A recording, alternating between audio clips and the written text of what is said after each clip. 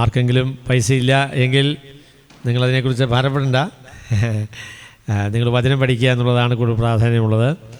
പിന്നെ പോക്കറ്റിൽ പൈസയില്ല എന്ന പ്രശ്നമാണ് എങ്കിൽ ഗൂഗിൾ പേ എന്ന് പറഞ്ഞ ഒരു സംവിധാനം ഉണ്ടാക്കിയിട്ടുണ്ട്.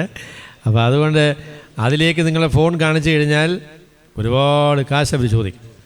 അപ്പോൾ അത് ആ നിലയിൽ നിങ്ങൾക്കത് ചെയ്യാനായിട്ട് സാധിക്കും. ഏതായാലും നിങ്ങൾ കടന്നു വന്നത് ഞങ്ങൾക്ക് വളരെ സന്തോഷമായി. നിങ്ങൾക്കും അത് വളരെ അനുഗ്രഹമാകും എന്ന പ്രത്യാശയും പ്രതീക്ഷയുമാണ് നമുക്കുള്ളത്. ദൈവം നമ്മുടെ കൂട്ടായ്മയെയും ഒരുമിച്ചുള്ള ദൈവവചന പഠനത്തെയും ധാരാളം അനുഗ്രഹിക്കട്ടെ. എന്തോ ബോക്സ് പുറകിലാണ്. അത് നിങ്ങൾ പോകുമ്പോൾ ശബ്ദമൊന്നും ഉണ്ടാക്കിയല്ല, എന്നാൽ നിങ്ങൾ നോക്കിയാൽ അത് നിങ്ങൾക്ക് കാണാനായിട്ട് സാധിക്കും. അന്വേഷിപ്പീൻ എന്നാൽ നിങ്ങൾ കണ്ടെത്തും. Yeah. Did you put this thing on? Yeah. Yes, you have to. So no, we're not ready. No.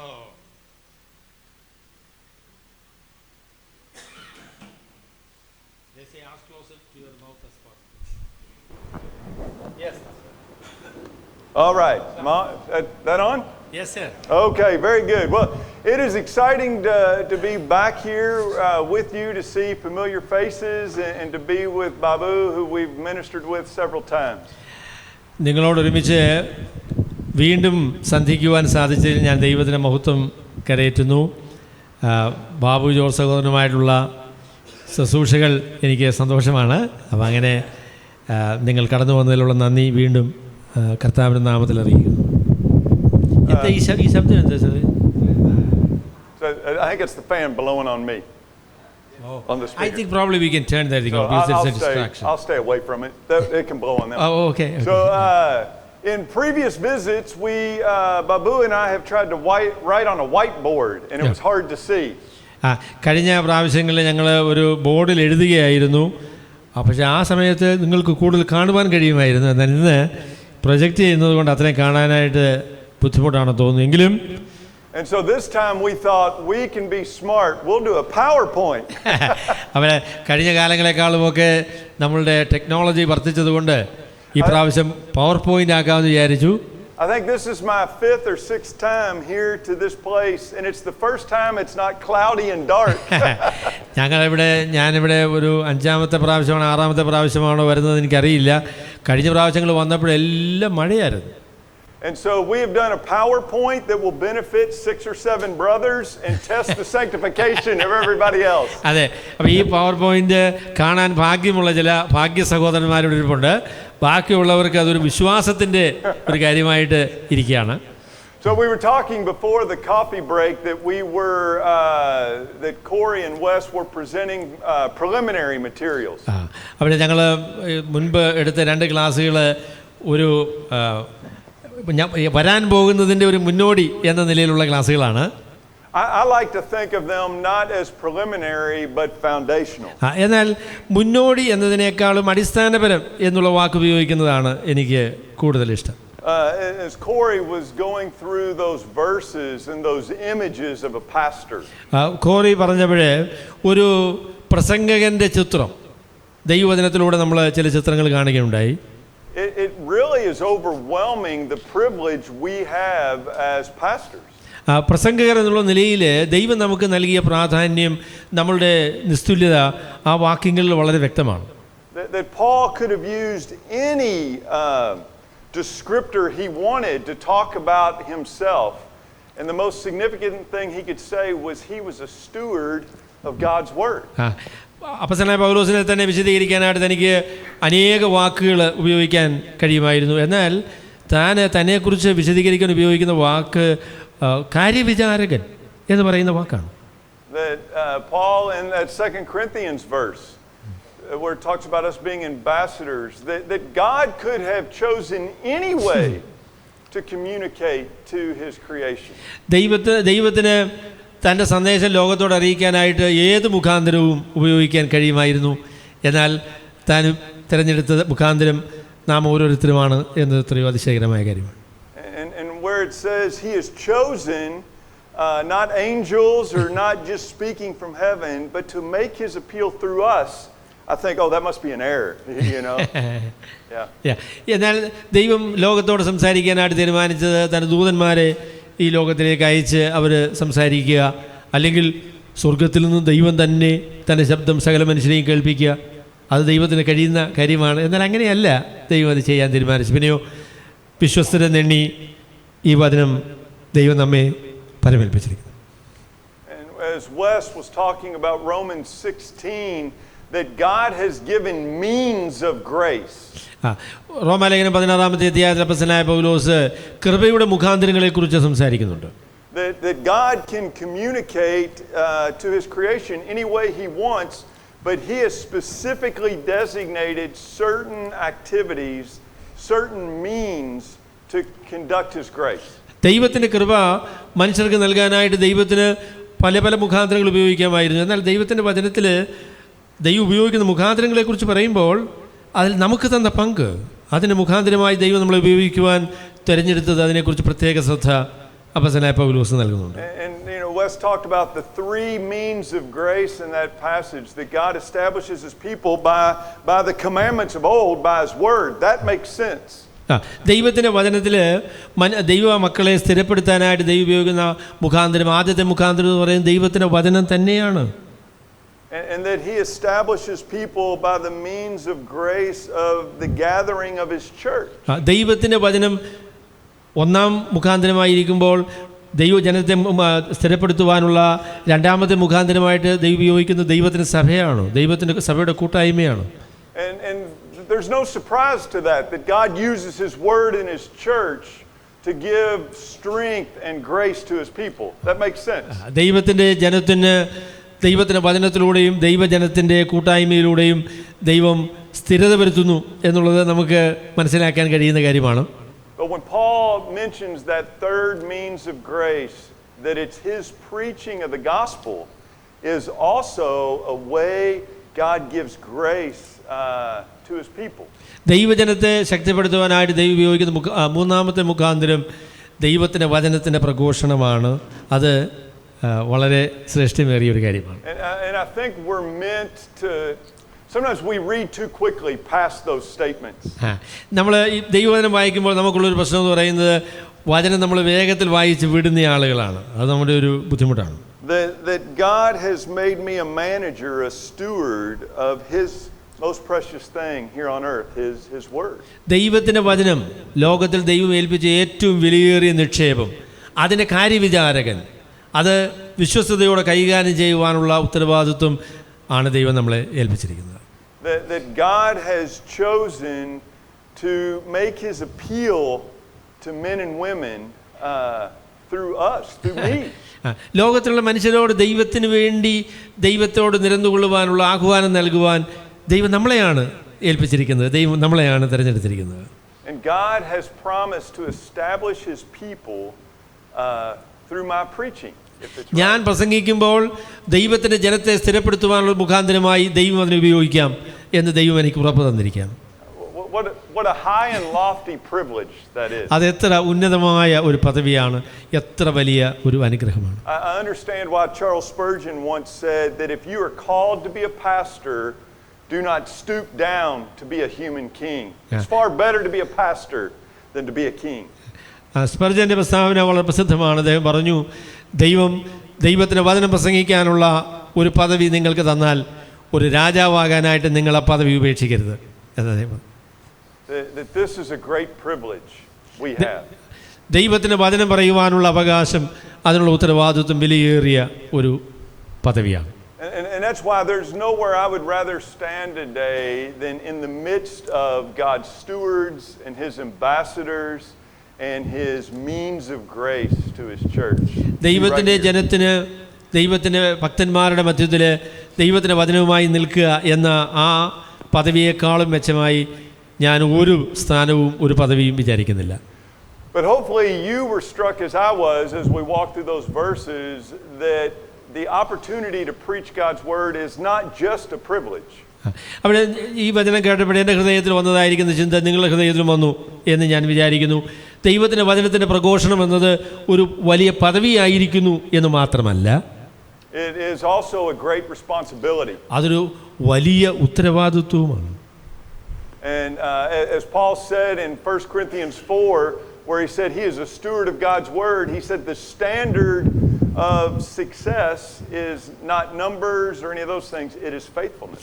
ദൈവത്തിൻ്റെ വചനത്തിൻ്റെ കാര്യവിചാരകന്മാരായി ദൈവം നമ്മളെ ആക്കിയിരിക്കുന്ന കാര്യത്തെക്കുറിച്ച് 1 കൊരിന്ത്യർ 4-ാമത്തെ അധ്യായത്തിൽ പ്രസംഗനായ പൗലോസ് പറയുന്നുണ്ട്.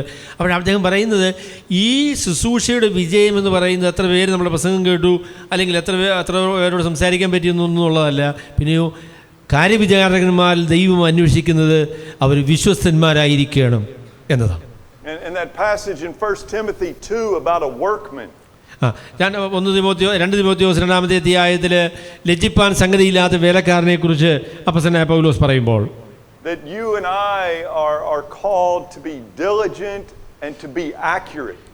അതിൽ 2 കാര്യങ്ങൾ പൗലോസ് ഊന്നി പറയുന്നുണ്ട്. ഒന്ന് ഉത്സാഹം എന്ന് പറയുന്ന കാര്യം, രണ്ടാമത്തത് കൃത്യത എന്ന് പറയുന്ന കാര്യം.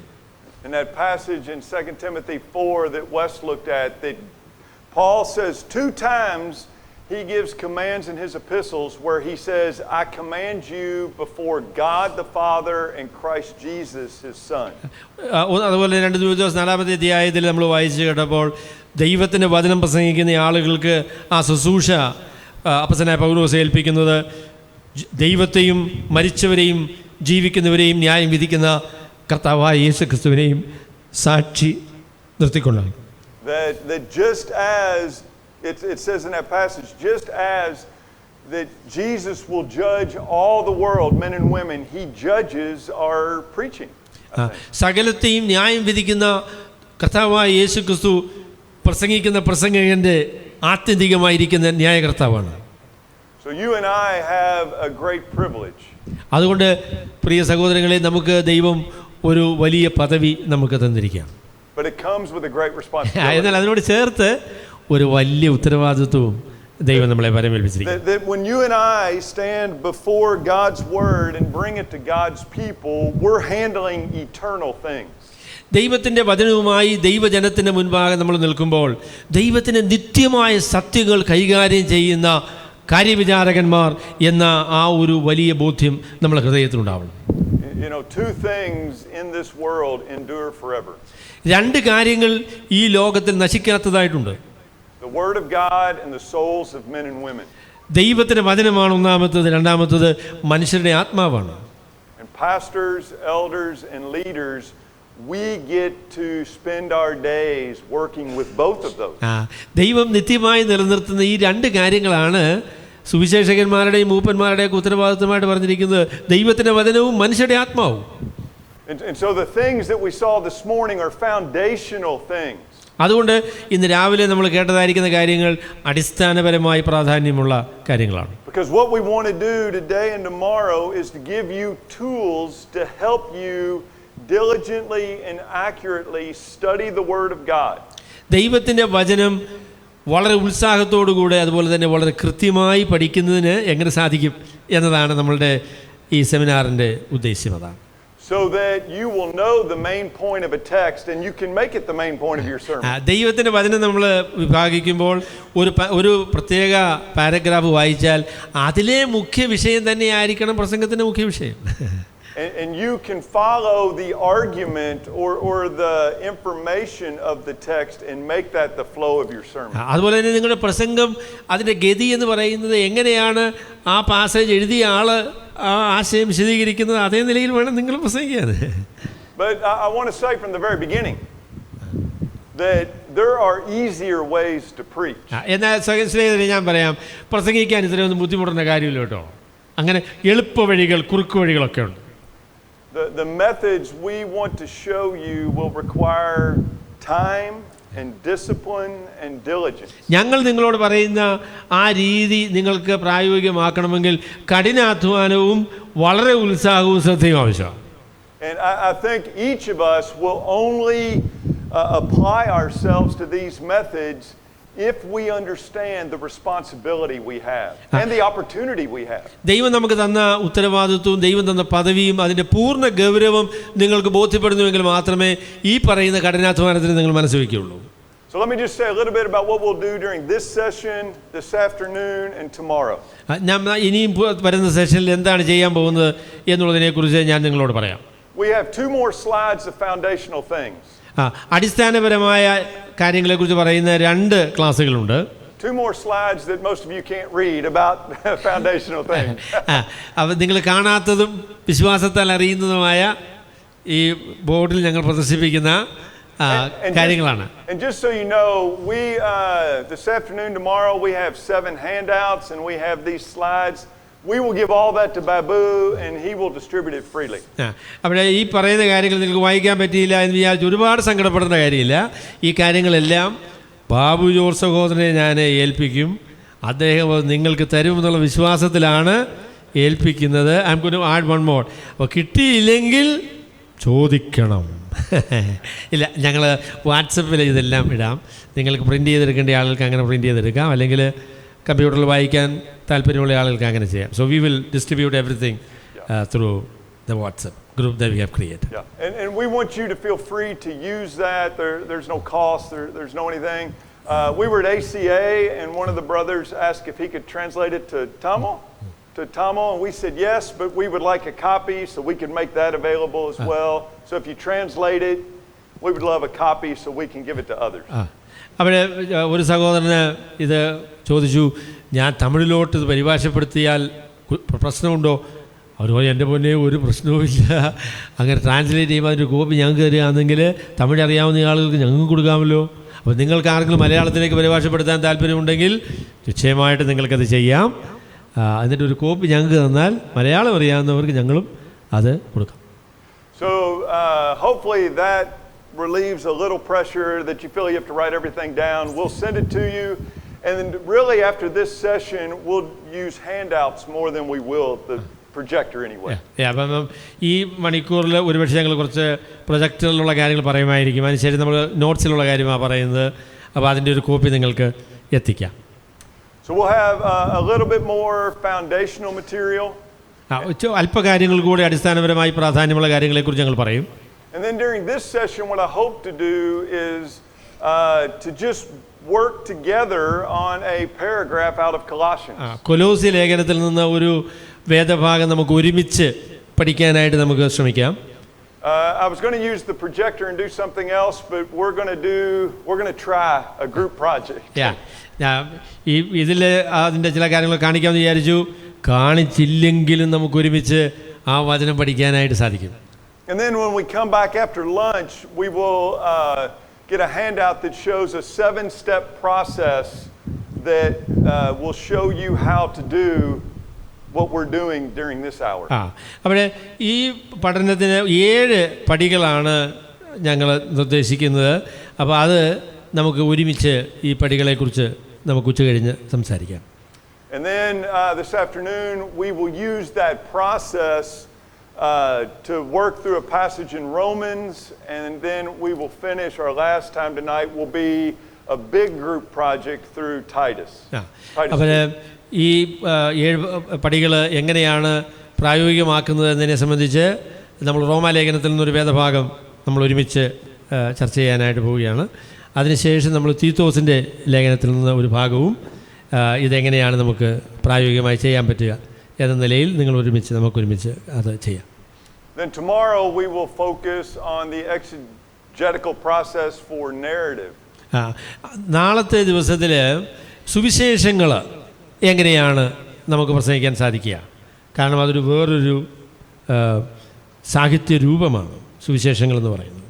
അപ്പോൾ അതെങ്ങനെയാണ് നമുക്ക് സാധിക്കുന്നത് എന്നതിനെക്കുറിച്ച് നാളത്തെ ദിവസത്തിൽ നമുക്ക് പറയാം. And so we will have sessions on the setting of a narrative, the characters of a narrative, and then the plot structure of a narrative. അപ്പം സുവിശേഷങ്ങളെക്കുറിച്ച് പറയുമ്പോൾ പശ്ചാത്തലം, പിന്നെ അതിലെ പ്രധാന കഥാപാത്രങ്ങൾ, പിന്നീട് അതിലെ കഥയുടെ പുരോഗതി, അപ്പോൾ അതിനെക്കുറിച്ച് നമ്മൾ പറയുന്നതാണ്. Okay, so a few more foundational things. ചില അടിസ്ഥാനപരമായ കാര്യങ്ങൾ കൂടെ ഞാൻ പറയാം. So now there's not even anything for you guys. We've made everyone equal. There we go. There's three terms that, as we talk about exegesis, that I think we just need to explain briefly. നമ്മൾ ദൈവവചനത്തിൻ്റെ പഠനത്തെക്കുറിച്ച് പറയുമ്പോൾ 3 വാക്കുകൾ ആ വിഷയത്തിൽ വളരെ പ്രധാനപ്പെട്ടതാണ്. The first is the term hermeneutics. ഒന്നാമത്തെ വാക്ക് എന്ന് പറയുന്നത് വ്യാഖ്യാനശാസ്ത്രം എന്ന് മലയാളത്തിൽ പരിഭാഷപ്പെടുത്തിയിട്ടുള്ള ഹെർമെന്യൂട്ടിക്സ്, വ്യാഖ്യാന ശാസ്ത്രം. The second is exegesis. രണ്ടാമത്തേത് വിശകലനം എന്ന് പറയാൻ കഴിയുന്ന എക്സജീസിസ്, വിശകലനം. The third is homiletics. മൂന്നാമത്തേത് പ്രസംഗ ശാസ്ത്രം എന്ന് പറയുന്ന ഹോമിലെറ്റിക്സ്. Maybe a way to explain it would be with an illustration. ഒരു ഉദാഹരണത്തിലൂടെ ഈ 3 വാക്കുകളെ ഞാൻ വിശദീകരിക്കാം. What's the favorite sport here in Kerala? Is it football or cricket? Soccer. Okay, so like football. Football. Okay. ഇവിടുത്തെ ഏറ്റവും പോപ്പുലറായിട്ടുള്ള സ്പോർട്ട് ഏതാ? ഫുട്ബോളാണോ? ഫുട്ബോളാണ്. Okay, so y'all like football. നിങ്ങളെല്ലാവരും ഫുട്ബോൾ ഇഷ്ടപ്പെടുന്ന ആളുകളാണ്. Does Kochi have a football team? Yes. Blasters. Kerala Blasters. Yeah. Okay, the Kerala Blasters. So you know that if the Kerala Blasters are playing a soccer game, the goal or the objective is to score more goals than the other team. അപ്പം കേരള ബ്ലാസ്റ്റേഴ്സിന്റെ ഉദ്ദേശം എന്താ? ഒരു കളിയിൽ മറ്റേ ടീമിനേക്കാൾ കൂടുതൽ goal അടിക്കണം എന്നുള്ളതാണ് ബ്ലാസ്റ്റേഴ്സിന്റെ ലക്ഷ്യം എന്ന് പറയുന്നത്. And so the soccer field is often there is an out of bounds line and a mid line, and then there's goals, and you can't touch it with your hands, and you have to kick it and use your body. ഫുട്ബോളിലുള്ള കാര്യം എന്താണെന്ന് ചോദിച്ചാൽ, ഒരു ground, ആ ഗ്രൗണ്ടിൽ അതിൻ്റെ അതിർത്തികൾ വരച്ചിട്ടുണ്ട്, അതിന് വെളിയിൽ പോയി കഴിഞ്ഞാൽ പറ്റില്ല, പിന്നെ നടുക്കൊരു വരയുണ്ട്, പിന്നെ ഗോൾ പോസ്റ്റുകൾ ഉണ്ട്, പിന്നെ കൈ കൊണ്ട് തൊടാൻ പറ്റുകയില്ല, കാലുകൊണ്ട് വേണം ഈ ഗുസ്തി എല്ലാം നടത്താൻ. If churches get together and have a fellowship and some of you want to play a soccer game or a football game, do you play by the same rules? അവിടെ നിങ്ങൾ പിന്നെ സഭക്കാരെല്ലാം കൂടി നമുക്ക് ഒരുമിച്ച് കൂടി നമുക്കൊരു ഫുട്ബോൾ കളിക്കാം എന്ന് വിചാരിക്കുക. അപ്പോൾ ഞാൻ ചോദിക്കുന്നത്, നമ്മൾ ഒരുമിച്ച് കളിക്കാൻ തുടങ്ങിയാൽ ഈ നിയമങ്ങളൊക്കെ നമുക്ക് ബാധകമാണോ? So the same idea, you want to score more goals than the other team, and there's a goal and you can't use your hands. അതായത് നിങ്ങൾ സഭക്കാരായതുകൊണ്ട് ഈ ഗോളിൻ്റെ അല്ലെങ്കിൽ ഫുട്ബോളിൻ്റെ അതിർത്തികളൊന്നും ഞങ്ങൾക്ക് പ്രശ്നമല്ല, പിന്നെ ഗോൾ അടിക്കുക എന്ന് പറയുന്നത് ഞങ്ങൾക്ക് പ്രശ്നമല്ല. അങ്ങനെയാണോ നമ്മൾ ഫുട്ബോൾ കളിക്കുക? Or if maybe you have some young children, say 7 and 8-year-old boys, and they play football in the neighborhood. അവിടെ നമ്മുടെ പിള്ളേർ നമ്മളുടെ അല്ലെങ്കിൽ നമ്മുടെ നെയ്ബർഹുഡിൽ ഫുട്ബോൾ കളിക്കുന്നു. Or do they use their hands if they're 7 and 8 years old? Do they catch the ball and run with the ball? അവിടെ ആ പിള്ളേരോട് പറയാം, നമ്മൾ വിശ്വാസികളില്ലയോ, അപ്പോൾ അതുകൊണ്ട് നമുക്ക് ഫുട്ബോളിന് നിയമമൊന്നും നമുക്ക് പ്രശ്നമല്ല, കാലുകൊണ്ട് കളിക്കേണ്ട കാര്യമില്ല, കിട്ടിയാൽ കയ്യിലും പിടിച്ചോളുക എന്ന് പറയുന്നൊരു നിയമം നമുക്ക് പറ്റുമോ? They play by the same rules, right? അതായത് നാട്ടുകാർ കളിക്കുന്ന രീതിയിൽ തന്നെ നമ്മൾ കളിക്കണമല്ലേ? അങ്ങനെയല്ലേ ചെയ്യുക? So whether you're a 7-year-old child or you're an old out-of-shape man or you're a professional soccer player, to play soccer there's certain rules you have to follow. അതായത് നിങ്ങൾ പിന്നെ 7 വയസ്സുള്ളൊരു കൊച്ചു പയ്യനാണെങ്കിലും പിന്നെ ഷെയ്പ്പില്ലാത്ത ഒരു വിശ്വാസി ആണെങ്കിലും പിന്നെ നല്ല ഷെയ്പ്പിലുള്ള ഒരു പ്രൊഫഷണൽ കളിക്കാരനാണെങ്കിലും ശരി, ഫുട്ബോൾ കളിക്കാൻ തുടങ്ങിയാൽ ഫുട്ബോളിന് നിയമമുണ്ട്, ആ നിലയിൽ കളിച്ചോണം. When you stop playing by those rules, it stops being soccer. അപ്പം നിങ്ങൾ ആ നിയമം ഒന്നും നിങ്ങൾക്ക് ബാധകമല്ല എന്ന് പറഞ്ഞു കഴിഞ്ഞാൽ എന്ത് സംഭവിക്കും? കളി വ്യത്യാസപ്പെട്ടു. കളി പിന്നെ ഫുട്ബോൾ കളിയൊന്നുമല്ല, അത് വേറെ കളിയാ. So that is really what hermeneutics is. അതാണ് ഈ നമ്മുടെ വ്യാഖ്യാന ശാസ്ത്രം എന്ന് പറയുന്നത്, അതേ ഉള്ളൂ. Hermeneutics are the rules that govern the interpretation of Scripture for every Scripture in the Bible. അതായത് എഴുതപ്പെട്ട ഒരു പുസ്തകം നമ്മൾ മനസ്സിലാക്കണമെങ്കിൽ അതിന് സാമാന്യമായിരിക്കുന്ന ചില നിയമങ്ങളുണ്ട്. ആ നിയമങ്ങൾ ബൈബിൾ മനസ്സിലാക്കുന്നതിന് ബാധകമാണ്. Or of every scripture of a particular type. അപ്പം ദൈവവചനത്തെക്കുറിച്ച് പറയുമ്പോൾ ദൈവവചനത്തിൽ വിവിധമായിരിക്കുന്ന സാഹിത്യ രൂപങ്ങളുണ്ട്. ആ സാഹിത്യ രൂപങ്ങൾക്ക് അംഗീകരിക്കപ്പെട്ടതായിരിക്കുന്ന നിയമങ്ങളുണ്ട്. ആ നിയമങ്ങൾ പാലിച്ചെങ്കിലേ ആ സാഹിത്യ രൂപങ്ങളെ നമുക്ക് മനസ്സിലാക്കാൻ പറ്റുള്ളൂ. So there are rules that govern a 7-year-old, an old man, or a professional. അപ്പോൾ അതുകൊണ്ട് 7 വയസ്സുള്ള കൊച്ചാണെങ്കിലും പിന്നെ ഷെയ്പ്പ് അത്രത്തോളം ഇല്ലാത്ത ഒരു ആളാണെങ്കിലും നല്ല ഷെയ്പ്പിലുള്ള ആളാണെങ്കിലും ശരി, സോക്കർ കളിക്ക് നിയമം ബാധകമാണെന്ന് പറയുന്ന പോലെ വചന പഠനത്തിന് ചില നിയമങ്ങളുണ്ട്. ആ നിയമം അവർക്ക് എല്ലാവർക്കും ബാധകമാണ്. But are all soccer games equally enjoyable to watch? അപ്പോൾ ഞാൻ ചോദിക്കാം, സോക്കർ കളി കാണാനായിട്ട് നിങ്ങൾ പോവുക, ആര് സോക്കർ കളിച്ചാലും തുല്യമായ രീതിയിൽ ആവേശകരമാണ് എന്ന് പറയാൻ പറ്റുമോ? When 7-year-olds play soccer in the United States, we call it amoeba ball because all 22 kids all run together following the ball. There's no strategy. അവിടെ 7 വയസ്സുള്ള പിള്ളേരെ സോക്കർ കളിക്കുമ്പം അമേരിക്കയിൽ ഞങ്ങൾ നോക്കുമ്പോൾ ഈ 22 പേര് ഒരേ പന്തിൻ്റെ കൂടെ ഒരുമിച്ച് ഓടുക. പ്രത്യേകിച്ചുള്ള നിയമകാല ഒരു പരിപാടിയൊന്നും അവർക്കില്ല. Or if the professional team here in Kerala wins one game, does that mean they win all their games? അതായത് കേരളത്തിലുള്ള ഒരു ടീം ബ്ലാസ്റ്റേഴ്സ് ആദ്യത്തെ മത്സരം ജയിച്ചു, അതിൻ്റെ അർത്ഥം ഇനിയുള്ള എല്ലാ മത്സരവും അവർ ജയിക്കും എന്നാണോ? No, it doesn't. Every game is unique. കാരണം എന്താണെന്ന് ചോദിച്ചാൽ ഓരോ കളിയും അതിൻ്റെതായിരിക്കുന്ന പ്രത്യേകതകളുണ്ട്. അതനുസരിച്ച് കളിച്ചെങ്കിലേ വിജയിക്കാൻ പറ്റുള്ളൂ. So even though there are rules that govern every soccer game, every game itself is a unique story. അപ്പോൾ നമ്മൾ ഒരു ഫുട്ബോൾ കളിയെ നിയന്ത്രിക്കുന്ന പൊതുവായിരിക്കുന്ന നിയമങ്ങളുണ്ട് എന്നുള്ളത് ശരിയായിരിക്കുമ്പോൾ തന്നെ ഓരോ ഫുട്ബോൾ കളിയും അതിൻ്റെ പ്രത്യേകത, അതിൻ്റെ തനതായ പ്രത്യേകത ആ football കളിക്കുണ്ട്. And so those unique games would be the same as exegesis. അവിടെ ഈ ഓരോ ഭാഗങ്ങളിലേക്ക് നമ്മൾ വരുമ്പോൾ അതിൻ്റെതായിരിക്കുന്ന ഒരു പ്രത്യേകത ഉണ്ട് കേട്ടോ. ആ ഭാഗങ്ങളെ കൈകാര്യം ചെയ്യാനായിട്ട് ആ ഭാഗത്തിൻ്റെ പ്രത്യേകതകൾ അനുസരിച്ച് തന്നെ കൈകാര്യം ചെയ്യണം. അതിനെയാണ് നമ്മൾ എക്സജീസസ് അല്ലെങ്കിൽ വിശദീകരണ പഠനം എന്നൊക്കെ പറയുന്നത്. അതാണ്. So the exegesis is the application of the rules of hermeneutics to a particular passage or portion of scripture to determine the main idea and flow. ഒരു വേദഭാഗത്തിൻ്റെ പ്രധാന ആശയം കണ്ടെത്താനായിട്ട് ആ വേദഭാഗത്തെ വിശകലനം ചെയ്ത് അതിൻ്റെ ബന്ധങ്ങളെ കണ്ടുപിടിക്കുന്ന ആ പരിപാടിയാണ് നമ്മൾ എക്സജീസസ് എന്ന് പറയുന്നത്. Probably we'll say that exegesis, the word Greek, probably how the meaning to draw out. So exegesis is a Greek word. അതൊരു ഗ്രീക്ക് വാക്കുമാണ്. എക്സജീസസ് എന്ന് പറഞ്ഞാൽ അകത്തിരിക്കുന്ന കാര്യം എന്താണ് എന്ന് മനസ്സിലാകത്തക്ക രീതിയിൽ തന്നെ പുറത്തു കൊണ്ടുവരിക. അതാണ് എക്സജീസസ്. അപ്പം തുറന്നു കാണിക്കുക. And so one of our hermeneutical principles is that the Bible is verbal, plenarily inspired. Every word is the word of God.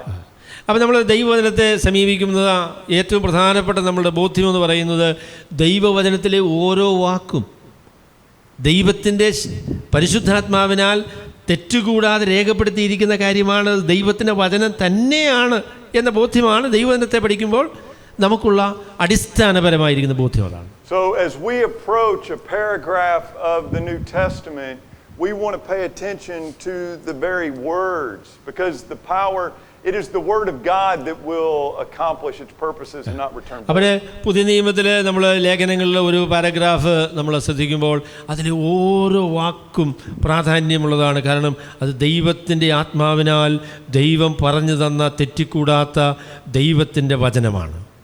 So during this hour we want to talk about a few hermeneutical principles that influence the way we study individual passages of scripture.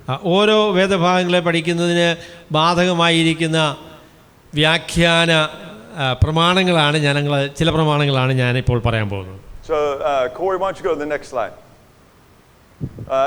Homiletics is how we take our study and make it into a sermon. We'll talk about that tomorrow as well. അപ്പോൾ പ്രസംഗശാസ്ത്രം എന്ന് പറഞ്ഞ മൂന്നാമത്തെ കാര്യത്തെക്കുറിച്ച് ഞാൻ നിങ്ങളോട് പറഞ്ഞില്ല. പ്രസംഗശാസ്ത്രം എന്ന് പറയുന്നത് നാം കണ്ടെത്തിയ സത്യങ്ങൾ എങ്ങനെയാണ് മനുഷ്യർക്ക് മനസ്സിലാകുന്ന രീതിയിൽ അവർ മുൻപിൽ അവതരിപ്പിക്കുന്നത് എന്നതാണ് പ്രസംഗശാസ്ത്രത്തിൻ്റെ പ്രത്യേകത. So there are many hermeneutical principles, but we really just want to focus on 4 today that influence our study. നമ്മൾ ദൈവവചനത്തെ പഠിക്കുന്നതിന് ഒരുപാട് പ്രമാണങ്ങൾ പറയാൻ പറ്റുമെങ്കിലും പ്രധാനപ്പെട്ട 4 കാര്യങ്ങൾ, അടിസ്ഥാനപരമായി പ്രാധാന്യമുള്ള 4 കാര്യങ്ങൾ ഞാൻ നിങ്ങളോട് പറയാം. And so I'll just read these, or I'll just say the word, and maybe Well, no, we need English too, don't we? So I'll read them and you can translate and then know that you're going to get it later. So they don't have to write അപ്പോൾ ഇത് എല്ലാം എഴുതിയെടുക്കാൻ പറ്റിയില്ലെങ്കിൽ നിങ്ങൾ സങ്കടപ്പെടേണ്ട. ഇത് ഞങ്ങൾ വാട്സപ്പിൽ നിങ്ങളുടെ ഇടയ്ക്കിൽ എത്തിക്കുന്നതാണ്. എന്നാൽ എഴുതാൻ പറ്റുമെങ്കിൽ എഴുതുന്നത് ഒരു പ്രാക്ടീസ് ആകുമല്ലോ. So the first hermeneutical principle is revelation. Revelation. ഒന്നാമത്തെ അടിസ്ഥാനപരമായ പ്രാധാന്യമുള്ള പ്രമാണം എന്ന് പറയുന്നത് വെളിപ്പാട് എന്ന് പറയുന്ന കാര്യമാണ്. So we believe that the Bible is a message given from God to his people. ദൈവം തന്നെ നമുക്ക് വെളിപ്പെടുത്തി തന്ന, പറഞ്ഞു തന്ന ദൈവത്തിൻ്റെ ആലോചന, ദൈവത്തിൻ്റെ ഹൃദയത്തിൻ്റെ സന്ദേശമാണ് ദൈവത്തിൻ്റെ വചനം എന്നതാണ് വെളിപ്പാട് എന്നുള്ളത് കൊണ്ട് നാം അർത്ഥമാക്കുന്നത്. Therefore, the message of the Bible is vital to every person. അതുകൊണ്ട് ദൈവത്തിൻ്റെ വെളിപ്പാടാണ്, ദൈവം പറയുന്നതാണ് എന്നുള്ളത് കൊണ്ട് സൃഷ്ടിക്കപ്പെട്ട സകല മനുഷ്യർക്കും അത് ബാധകമാണ്. And the exegete, that's you and me, the exegete must strive to understand, explain, illustrate, and apply as a matter of life and death. അപ്പോൾ അതുകൊണ്ട് ദൈവം പറഞ്ഞ ഈ കാര്യങ്ങൾ മനസ്സിലാക്കണം, അനുസരിക്കണം, മറ്റുള്ളവർക്ക് പറഞ്ഞു കൊടുക്കണം. അത് ജീവൻ മരണ പ്രാധാന്യമുള്ള സംരംഭമാണ്. The second hermeneutical principle that is important to study is authorial intent. രണ്ടാമത്തെ വ്യാഖ്യാന ശാസ്ത്രത്തിലെ വളരെ പ്രധാനപ്പെട്ട ഒരു പ്രമാണം എന്ന് പറയുന്നത് എഴുത്തുകാരൻ്റെ ലക്ഷ്യം, എഴുത്തുകാരൻ്റെ ഉദ്ദേശ്യം എന്ന് പറയുന്ന കാര്യമാണ്. The question this really answers is, where does the text derive its meaning? Where does it get its meaning from? അപ്പോൾ നമ്മൾ ഒരു പ്രസ്താവനയുടെ അർത്ഥം എങ്ങനെയാണ് നമുക്ക് മനസ്സിലാക്കാൻ സാധിക്കുക? Does it matter what I think the text means, or does it matter what Paul thought the text means when he wrote it? ഒരു വാക്യം വായിക്കുമ്പോൾ ആ വാക്യത്തിൻ്റെ അർത്ഥം എനിക്ക് തോന്നിയ അർത്ഥമാണോ അതോ പൗലോസ് ഉദ്ദേശിച്ച അർത്ഥമാണോ? And authorial intent states that the meaning is determined by the author. അപ്പം എഴുത്തുകാരൻ്റെ ഉദ്ദേശം എന്ന് പറഞ്ഞതുകൊണ്ട് അർത്ഥമാക്കുന്നതെന്ന് ചോദിച്ചാൽ ഒരു വാക്കിൻ്റെ, ഒരു പ്രസ്താവനയുടെ അർത്ഥം കണ്ടുപിടിക്കുന്നത് എന്താണ് അതിൻ്റെ എഴുത്തുകാരൻ ഉദ്ദേശിച്ചത് എന്ന നിലയിലാണ്. എന്താണ് എഴുത്തുകാരൻ ഉദ്ദേശിച്ചത്, ആ അർത്ഥമാണ് ആ വാക്യത്തിൻ്റെ അർത്ഥം, നമ്മൾ വിചാരിക്കുന്ന അർത്ഥമല്ല. So here's the statement. The original author's original intent is the true meaning of the text. ഒരു വാക്യത്തിന് യഥാർത്ഥമായിരിക്കുന്ന അർത്ഥം അതിൻ്റെ എഴുത്തുകാരൻ അതിനെന്തർത്ഥമാണോ കൊടുത്തിരിക്കുന്നത് അതാണ് ആ വേദഭാഗത്തിൻ്റെ അർത്ഥം. This is a harder way to study and preach our Bibles. ഈ എഴുത്തുകാരൻ പറഞ്ഞത് എന്താണെന്ന് കണ്ടുപിടിക്കാനുള്ള നമ്മളുടെ ഈ പരിശ്രമം എന്ന് പറഞ്ഞാൽ ബുദ്ധിമുട്ടാകട്ടോ. അതൊന്നും നോക്കാതെ പ്രസംഗിക്കുന്നതാണ് എളുപ്പം. If it only matters what I think, I can just open the Bible and read a verse and tell you what I think. അപ്പോൾ എളുപ്പമുള്ള കാര്യം എന്താണെന്ന് ചോദിച്ചാൽ ബൈബിൾ തുറക്കുക, ഒരു വാക്യം കണ്ടുപിടിക്കുക, പിന്നെ അതിൽ നിന്ന് എന്നെ സന്തോഷിപ്പിച്ച കാര്യമൊക്കെ ഞാൻ പറയുക. But if it matters what Paul meant, then I have to discipline myself to study to try to find his meaning. എന്നാൽ ആ വാക്യത്തിൽ അപ്പോസ്തലനായ പൗലോസ് എന്താണോ ഉദ്ദേശിച്ചത്, അത് എന്താണോ പറയുന്നത് എന്ന് കണ്ടുപിടിക്കാനാണെങ്കിൽ പണി വേറെയാണ്. അതിനുവേണ്ടി അധ്വാനവും ശ്രദ്ധയും അതീവവും ആവശ്യമാണ്. And that's where this second statement, therefore my goal as an accurate exegete, remember we want to accurately handle the word. As an accurate exegete is to find, explain, and apply the author's meaning. അവിടെ കൃത്യമായി ദൈവത്തിന് വചനം പ്രസംഗിക്കുന്നയാൾ എന്നുള്ള നിലയിൽ എൻ്റെ ഉത്തരവാദിത്വം എന്ന് പറയുന്നത് വേദപുസ്തകത്തിൻ്റെ എഴുത്തുകാരൻ ഒരു പ്രത്യേക വേദഭാഗത്ത് എന്താണോ ഉദ്ദേശിച്ചിരിക്കുന്നത് അത് തന്നെ ഞാൻ കണ്ടുപിടിച്ച് അത് മനസ്സിലാക്കി അനുസരിച്ച് ആ സന്ദേശം മറ്റുള്ളവരെ അറിയിക്കുക എന്നുള്ളതാണ്. A third hermeneutical principle is pastoral motivation. മൂന്നാമത്തെ വ്യാഖ്യാനത്തിൻ്റെ പ്രമാണമായിട്ട് ഞാൻ പറയാൻ ആഗ്രഹിക്കുന്നത് ഇടയ ശുശ്രൂഷയുടെ ശ്രദ്ധ എന്ന് പറയുന്ന കാര്യമാണ്. In the United States, I don't know if this is true here, but in the United States, many pastors try to find secret meanings in the text. പല പാസ്റ്റർമാരും ചെയ്യുന്നൊരു കാര്യമുണ്ട്, ബൈബിളിലെ രഹസ്യങ്ങൾ കണ്ടുപിടിക്കുക എന്ന് പറയുന്ന കാര്യം. They love to tell allegories. അതായത് ഈ വചനത്തിൽ ഒളിഞ്ഞു കിടക്കുന്ന ആർക്കും മനസ്സിലാകാത്ത കാര്യങ്ങൾ കണ്ടുപിടിക്കുക. They impress their people. You can't see this, but I'm spiritual, so I know when the Bible says this, it really means something special and secret. ദൈവത്തിൻ്റെ പരിശുദ്ധാത്മാവിൻ്റെ പ്രത്യേകമായ അഭിഷേകമുള്ള ഞാൻ ഈ വാക്യം വായിക്കുമ്പോൾ അതിൽ ഒളിഞ്ഞു കിടക്കുന്ന സത്യങ്ങൾ പെട്ടെന്ന് കണ്ടെത്തുകയും അത് ഞാൻ നിങ്ങളോട് പറയുകയും ചെയ്യും. പോയി വേറെ പണി നോക്ക്. Is allegorical preaching an issue here? എൻ്റെ പൊന്നെ. Yes, it is. Okay. Yeah.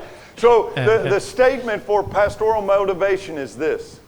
അതുകൊണ്ട് ഇടയ ശുശ്രൂഷയുടെ ശ്രദ്ധ എന്ന നിലയിൽ ഞാൻ ഇതിനെക്കുറിച്ച് പറയാൻ ആഗ്രഹിക്കുന്നത്, the authors of the Bible wrote with pastoral intent. അപ്പോൾ ദൈവവചനത്തിൻ്റെ എഴുത്തുകാർക്ക് ആടുകളുടെ നന്മ എന്ന ശ്രദ്ധ അവർക്കും ഉണ്ടായിരുന്നു. The authors of the Bible wanted their audience to understand what they were saying, so they did their best to communicate clearly. അവിടെ ദൈവവചനത്തിൻ്റെ എഴുത്തുകാർ അവരുടെ വചനം വായിക്കുന്ന കേൾക്കുന്ന ആളുകൾ അത് മനസ്സിലാക്കണമെന്നും അനുസരിക്കണമെന്നും അതുകൊണ്ട് അവരുടെ ജീവിതങ്ങൾ വ്യതിയാനപ്പെടണമെന്നുമുള്ള ഉദ്ദേശത്തോടു കൂടെ തന്നെയാണ് അത് എഴുതിയിരിക്കുന്നത്. Therefore, we expect the authors of the Bible to have written as clearly as possible. അതുകൊണ്ട് വേദപുസ്തകത്തിലെ എഴുത്തുകാർ രഹസ്യങ്ങൾ മനസ്സിലാകാത്ത രീതിയിലല്ല എഴുതിയേക്കുന്നത്. ആളുകൾക്ക് മനസ്സിലാകാൻ പറ്റുന്ന രീതിയിൽ ഏറ്റവും വ്യക്തമായി മനസ്സിലാക്കണമെന്നുള്ള ബോധ്യത്തോടു കൂടെയാണ് എഴുതിയിരിക്കുന്നത്. അതുകൊണ്ട് നിങ്ങൾ ഒളിഞ്ഞു കിടക്കുന്ന സത്യങ്ങളൊന്നും കണ്ടുപിടിക്കാനാണ് ശ്രമിക്കേണ്ട. പരസ്യമായി അവർ പറഞ്ഞ കാര്യങ്ങളൊക്കെ കണ്ടുപിടിച്ചാൽ മതി. And they did this with a pastoral heart, desiring their audience to clearly understand what they were saying. ബൈബിളിലെ എഴുത്തുകാർ അവരെ വായിക്കുന്ന ആളുകൾ അത് മനസ്സിലാക്കി അനുസരിക്കണം എന്നുള്ള ഉദ്ദേശത്തോടുകൂടെ, അവർക്ക് മനസ്സിലാകണം എന്ന ഉദ്ദേശത്തോടുകൂടെ തന്നെയാണ് എഴുതിയിരിക്കുന്നത്. അപ്പോൾ അതുകൊണ്ട് അതിലെ രഹസ്യങ്ങൾ കണ്ടുപിടിക്കാനായിട്ട് നിങ്ങൾ ശ്രമിക്കുന്നു വേണം. അവരെന്താ പറഞ്ഞതെന്നുള്ളത് മനസ്സിലാക്കിയാൽ മതി. Does that make sense? I think that's critical for us to understand. അത് നിങ്ങൾക്ക് പറഞ്ഞ് മനസ്സിലായോ? That the authors of the Bible were pastors. They were shepherds. ദൈവവചനത്തിൻ്റെ എഴുത്തുകാരെന്ന് പറയുന്നത് ഇടയന്മാരായിരുന്നു. അവർ ആളുകളെക്കുറിച്ച് വലിയ ഭാരമുള്ള ആളുകളാണ്. അവരുടെ ജീവിതങ്ങളെ വ്യതിയാനപ്പെടുത്തണമെന്നുള്ള പ്രത്യേക ഉദ്ദേശത്തോടുകൂടി തന്നെയാണ് അവരെഴുതിയിരിക്കുന്നത്. The letters of the New Testament aren't some guy just sitting in a room writing big thoughts. അപ്പോൾ പുതിയ നിയമത്തിലെ എഴുത്തുകൾ നിങ്ങൾ നോക്കിയാൽ മനസ്സിലാക്കാൻ കഴിയുന്ന കാര്യം, അതിൻ്റെ എഴുത്തുകാരെന്ന് പറയുന്നത് പ്രത്യേകമായി എയർ കണ്ടീഷൻ ചെയ്ത റൂമുകളിലെ മനുഷ്യരോട് ആരോടും ബന്ധമില്ലാത്ത രീതിയിൽ പ്രധാന ആശയങ്ങൾ ഗ്രഹിച്ചെഴുതുന്ന ആളുകളൊന്നുമില്ല കേട്ടോ. They're writing to churches who are having issues, and they're trying to address the issues as clearly and as pastorally as possible. ദൈവവചനത്തിന് എഴുത്തുകാർ മനുഷ്യരോട് ഹൃദയംഗമായി ഇടപഴകി അവരുടെ കഠിനമായ പ്രശ്നങ്ങളെക്കുറിച്ച് ബോധ്യമുള്ള അതിന് പരിഹാരം വരുത്തുവാൻ ദൈവം എന്താണ് പറയുന്നത് എന്ന് ആ താല്പര്യത്തോടുകൂടെ എഴുതിയ എഴുത്തുകളാണ്. Think of yourself. നിങ്ങളെക്കുറിച്ച് തന്നെ ചിന്തിക്കുക. I'm a dad. I have 3 boys, and they are all old enough they're out of our house. ഞാൻ ഒരു പിതാവാണ്. എനിക്ക് 3 ആൺമക്കളാണുള്ളത്. അവർ പ്രായമായതുകൊണ്ട് അവരാരും ഇപ്പോൾ വീട്ടിൽ ഇല്ല. We often text each other or talk on the phone. ഞങ്ങൾ ടെക്സ്റ്റ് ചെയ്യും അല്ലെങ്കിൽ ഫോണിൽ സംസാരിക്കും. When one of them communicates a problem to me, I love them and I want to help them because they're my child. അപ്പോൾ അതിലെ ഒരു മോന് എന്തെങ്കിലും പ്രശ്നമുണ്ട് എന്ന് പറഞ്ഞാൽ എനിക്ക് അവന് നന്മ വരണമെന്നുള്ള ആത്മാർത്ഥമായ ആഗ്രഹമുണ്ട്. അവന് പ്രശ്നം പരിഹരിച്ചു കൊടുക്കണം എന്ന ഹൃദയംഗമായ ഒരു താല്പര്യം എനിക്കുണ്ട്.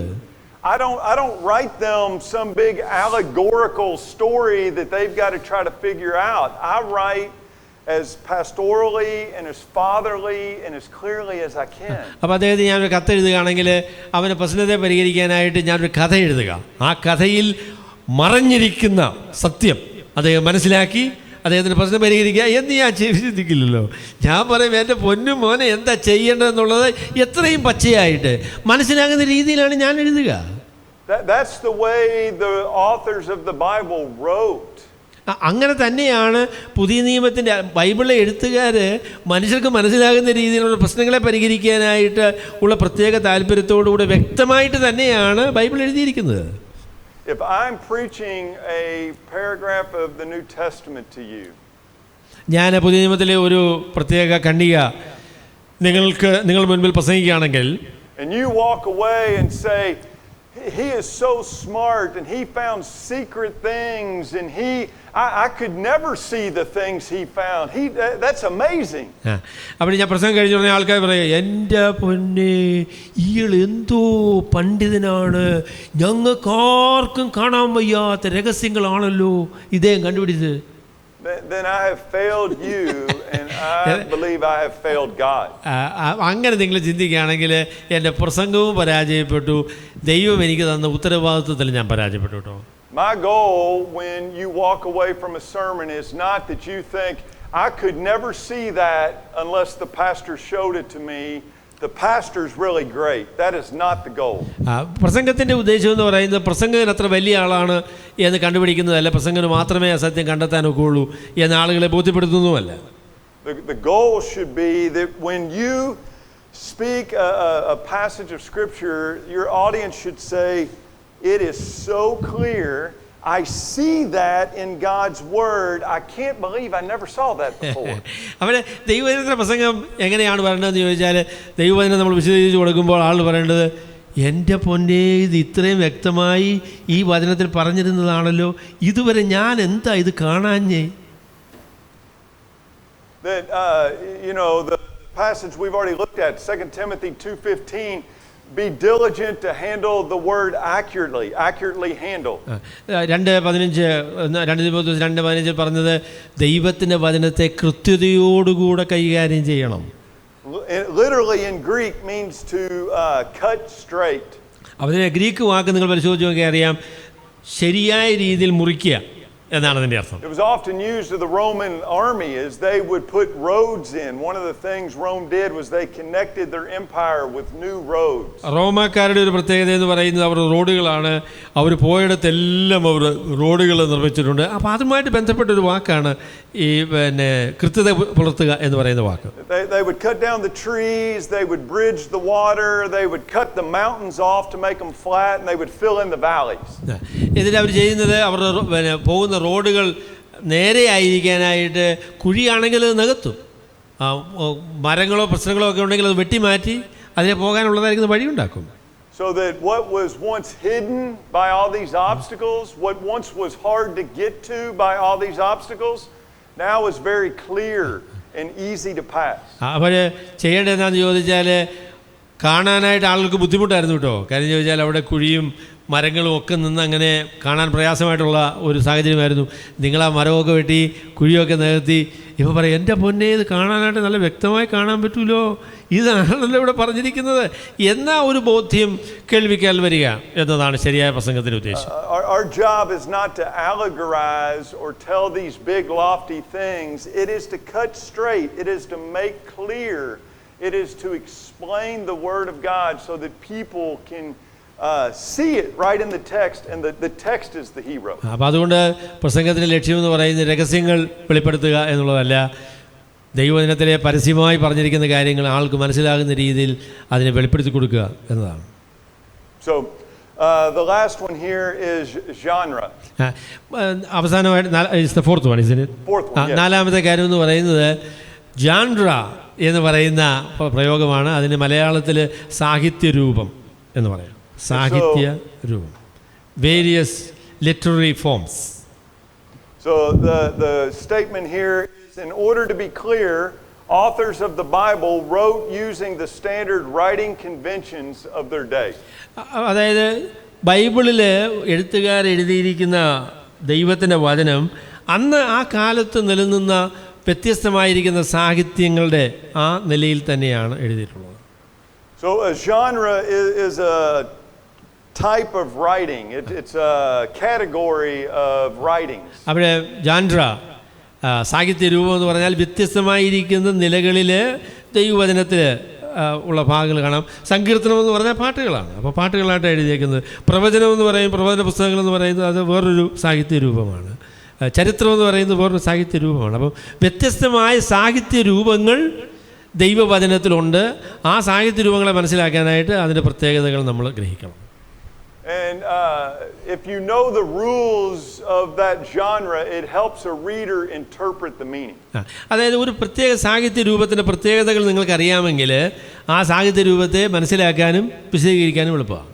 If I were to, we'll see if this works. If I were to stand before you today and say, once upon a time, അപ്പം ഞാൻ നിങ്ങളോട് പറയുന്നതായിരിക്കുക ഒരിടത്ത് ഒരിക്കൽ. Are you familiar with once upon a time? ഒരിടത്ത് ഒരിക്കൽ എന്ന് പറയുന്ന പ്രസ്താവന നിങ്ങൾക്ക് അറിയാലല്ലേ? So if I say once upon a time and I tell you the story of a great dragon, St. George and the dragon. ഞാൻ അതായത് നമ്മൾ saint ജോർജും തൻ്റെ സർപ്പത്തെക്കുറിച്ചുമുള്ളതായിരിക്കുന്ന കഥയാണ് ഞാൻ പറയാൻ പോകുന്നത്. Is anybody going to stand up and say, you're a liar, there's no such thing as dragons? Is that going to make anybody mad? അപ്പോൾ അതായത് ഒരിക്കൽ ഇങ്ങനെ സംഭവിച്ചു എന്ന് ഞാൻ പറഞ്ഞ ഉടനെ മൈക്ക് പറയുന്നത് കള്ളമാണ്, അങ്ങനെ പറയാനായിട്ട് പറ്റത്തില്ല എന്ന് പറഞ്ഞ് നിങ്ങളെന്നോട് ആക്രമണവുമായിട്ട് വരുമോ? It won't, will it? അങ്ങനെ സംഭവിക്കില്ല.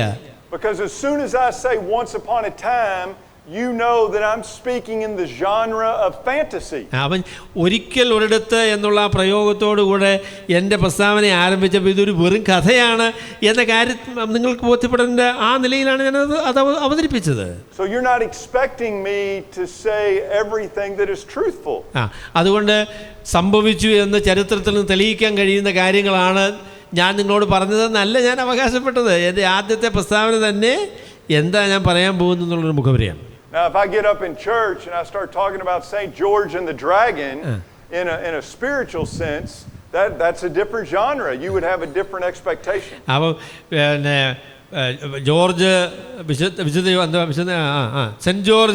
സെൻറ്റ് ജോർജും സെൻറ്റ് ജോർജിൻ്റെ സർപ്പവും എന്ന് പറയുന്ന വിഷയത്തെക്കുറിച്ച് ഞാൻ ഞായറാഴ്ച ഒരു പ്രസംഗം നടത്തുകയാണെങ്കിൽ ആ പ്രസംഗത്തിൻ്റെ സാഹിത്യരൂപം വേറെയാണ്. അപ്പം ഞാനതിനെ വിമർശിക്കും, ജോർജ് ഇല്ലായിരുന്നു, ജോർജിൻ്റെ സർപ്പവും ഇല്ലായിരുന്നു, അല്ലേ? അങ്ങനെയൊക്കെ ഞാൻ പറയും. കാരണം ചോദിച്ചാൽ പറഞ്ഞ രീതി അല്ലെങ്കിൽ അതിൻ്റെ ഉദ്ദേശ്യം വ്യത്യാസമാണ്. And so knowing the genre helps us know how to interpret. അപ്പോൾ അതുകൊണ്ട് വേദഭാഗത്തിൻ്റെ പ്രത്യേകത ഏത് സാഹിത്യ രൂപമാണ് എന്ന് മനസ്സിലാക്കുന്നത് ബൈബിളിനെ മനസ്സിലാക്കാൻ വളരെ സഹായകരമായ ആവശ്യമായ ഒരു കാര്യമാണ്. So the rest of today is going to be talking about this genre of epistle. അപ്പോൾ അതുകൊണ്ട് നമ്മൾ ഇനിയും ഉച്ചകഴിഞ്ഞ് പറയാൻ പോകുന്ന കാര്യങ്ങൾ എന്ന് പറയുന്ന ഒരു പ്രത്യേക സാഹിത്യ രൂപമാണ്. അതായത് ലേഖനങ്ങൾ എന്ന് പറയുന്ന സാഹിത്യ രൂപം. അതൊരു പ്രത്യേക സാഹിത്യ രൂപമാണ്. And we want to talk about what are some of the standard writing conventions of an epistle that help us clearly understand the author's intent. അപ്പോൾ അതായത് ഈ എഴുത്തുകൾ, ലേഖനങ്ങൾ എന്ന് പറയുന്ന ആ സാഹിത്യ രൂപത്തെ സ്വാധീനിക്കുന്ന ചില പ്രമാണങ്ങളുണ്ട്. ആ പ്രമാണങ്ങൾ നമ്മൾ മനസ്സിലാക്കിയെങ്കിൽ മാത്രമേ ആ സാഹിത്യ രൂപത്തെ നമുക്ക് മനസ്സിലാക്കാൻ സാധിക്കുകയുള്ളൂ. And so this afternoon we're going to talk about grammar. അതുകൊണ്ട് ഈ ഉച്ചകഴിഞ്ഞതിന് ശേഷം ഞങ്ങൾ അല്പം വ്യാകരണം എന്ന കാര്യത്തെക്കുറിച്ച് പറയും. Nothing makes an audience more excited after eating a big lunch and sitting in a warm room than grammar. അതായത് ഒരു നല്ല ഭക്ഷണം കഴിച്ച് വയറ് നിറഞ്ഞതിന് ശേഷം ചൂടുള്ള ഒരു ഉച്ചയ്ക്ക് വ്യാകരണ പഠനം എന്ന് പറയുന്നത് എത്രയോ ആവേശകരമായ ഒരു കാര്യം. But that's the way the epistles are written. പക്ഷെങ്കിൽ എന്ത് ചെയ്യാൻ പറ്റും? പിന്നെ ലേഖനങ്ങൾ എന്ന് പറയുന്ന സാഹിത്യ രൂപത്തിലെ വളരെ പ്രധാനപ്പെട്ട കാര്യമായി വ്യാകരണം എന്ന് പറയുന്നത്. When we look at narrative, we're not going to focus on grammar. എന്നാൽ നമ്മൾ സുവിശേഷങ്ങളെ കുറിച്ച് പറയുമ്പോൾ വ്യാകരണം എന്നതിന് അത്രത്തോളം പ്രാധാന്യമില്ല കേട്ടോ. Because narrative is a different genre. കാരണം ചോദിച്ചാൽ സുവിശേഷങ്ങൾ എന്ന് പറയുന്നത് ലേഖനങ്ങളിൽ നിന്ന് വ്യത്യസ്തമായിരിക്കുന്ന ഒരു സാഹിത്യ രൂപമാണ്. And so a pastor is going to tell stories using the tools that communicate meaning for a story. അവിടെ ഒരു കഥ പറയുകയാണ് എങ്കിൽ കഥയെന്ന് പറയുന്നത് സത്യം പറഞ്ഞു തരാനുള്ളൊരു നല്ല മുഖാന്തരമാണ്. അപ്പോൾ അതൊരു നല്ല സാഹിത്യ രീതിയാണ് നമുക്ക് വചനം പറയാനായിട്ട്. And so those tools will be setting, character and plot. എന്നാൽ അതിൻ്റെ നിയമങ്ങൾ ലേഖനങ്ങളെ പോലെയല്ല. അപ്പോൾ അതിന് പശ്ചാത്തലം ഉണ്ടാവും, അതിലെ കഥാപാത്രങ്ങൾ ഉണ്ടാവും, അതിലൊരു കഥയുണ്ടാവും. ആ കാര്യങ്ങളെല്ലാം അതിൻ്റെ പ്രത്യേകതയാണ്. അപ്പോൾ ആ നിലയിൽ വേണം നമ്മൾ അതിനെ കൈകാര്യം ചെയ്യാനായിട്ട്. So just as a carpenter needs to know what tool, he has different tools, and so he must know what tool to use for a particular job, and he must be proficient in those tools, a hammer, a saw. അവിടെ ഒരു ആശാരി, അദ്ദേഹത്തിൻ്റെ പണിപ്പുരയിൽ ഒരുപാട് ആയുധങ്ങളുണ്ട്. ഏത് ആയുധമാണ് ഏത് അവസരത്തിൽ ഉപയോഗിക്കേണ്ടതെന്നുള്ളത് ആശാരിക്ക് അറിയാൻ അത് മനസ്സിലാകണം കേട്ടോ. വാളാണോ അതോ ഉളിയാണോ കത്തിയാണോ ഉപയോഗിക്കേണ്ടതെന്നുള്ളതിനെക്കുറിച്ച് പുള്ളി അറിയണം. അത് മാത്രമല്ല, ഈ വാളും ഈ ഉളിയൊക്കെ ഉപയോഗിക്കാനുള്ള പരിശീലനം അദ്ദേഹത്തിന് ഉണ്ടാവണം. അത് അതിൻ്റെ പ്രാധാന്യമാണ്. We as Bible teachers need to know what tools to use when we're working in different genres. അപ്പോൾ അതുകൊണ്ട് വ്യത്യസ്തമായിരിക്കുന്ന സാഹിത്യ രൂപങ്ങൾ മനസ്സിലാക്കാനും പ്രസംഗിക്കാനും നമ്മൾ ശ്രമിക്കുമ്പോൾ ഏത് തരത്തിലുള്ള ഉപകരണങ്ങളാണ് ഉപയോഗിക്കേണ്ടത് എന്നതിനെക്കുറിച്ചുള്ള പരിജ്ഞാനവും ആ ഉപകരണം ഉപയോഗിക്കുന്നതിനുള്ള വൈദഗ്ധ്യവും നമുക്ക് ആവശ്യമാണ്. So one more slide, we're going to talk a little bit about the genre of epistles. ഒരു സ്ലൈഡ് കൂടെ നമ്മൾ കുറിച്ച് പറയും. അതിനുശേഷം നമ്മൾ ലേഖനങ്ങൾ എന്ന പ്രത്യേക സാഹിത്യ രൂപത്തെക്കുറിച്ച് സംസാരിക്കും. And then I want to spend about 20 minutes looking just at a paragraph together. I was reading it this morning and thought this would be a great illustration instead of trying to do it with the PowerPoint. We'll just do it together and see how it goes. നമുക്ക് ഈ പറയുന്ന പ്രമാണങ്ങൾ എങ്ങനെ ബാധകമാണ് എന്നതിനെ സംബന്ധിച്ച് നമുക്ക് ഒരു വേദഭാഗം ഒരുമിച്ച് പരിശോധിക്കാം. അത് നിങ്ങൾക്ക് ആവേശകരമായിരിക്കും എന്ന് ഞാൻ വിചാരിക്കുന്നു. So a couple things about just the nature of an epistle. And what's the next slide? So given these assumptions, what can we make that that's split out so that it's bigger? It's that same slide just split out. I can't read what it is. Okay, so nature of the epistle, given these 5 assumptions, can we make grammar, and then these are one-sided conversations. Okay, so we'll do those 2 slides. Okay. And then the other gets into paragraphs and things, right? Okay. So a couple of things about the nature of an epistle.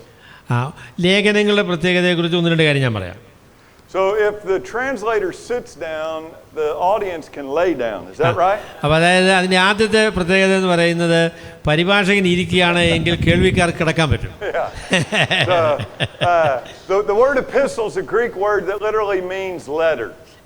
ഈ ലേഖനങ്ങൾ എന്ന എപ്പിസൽ എന്ന് പറയുന്നതായിരിക്കുന്ന വാക്ക് ഒരു Greek വാക്കാണ്.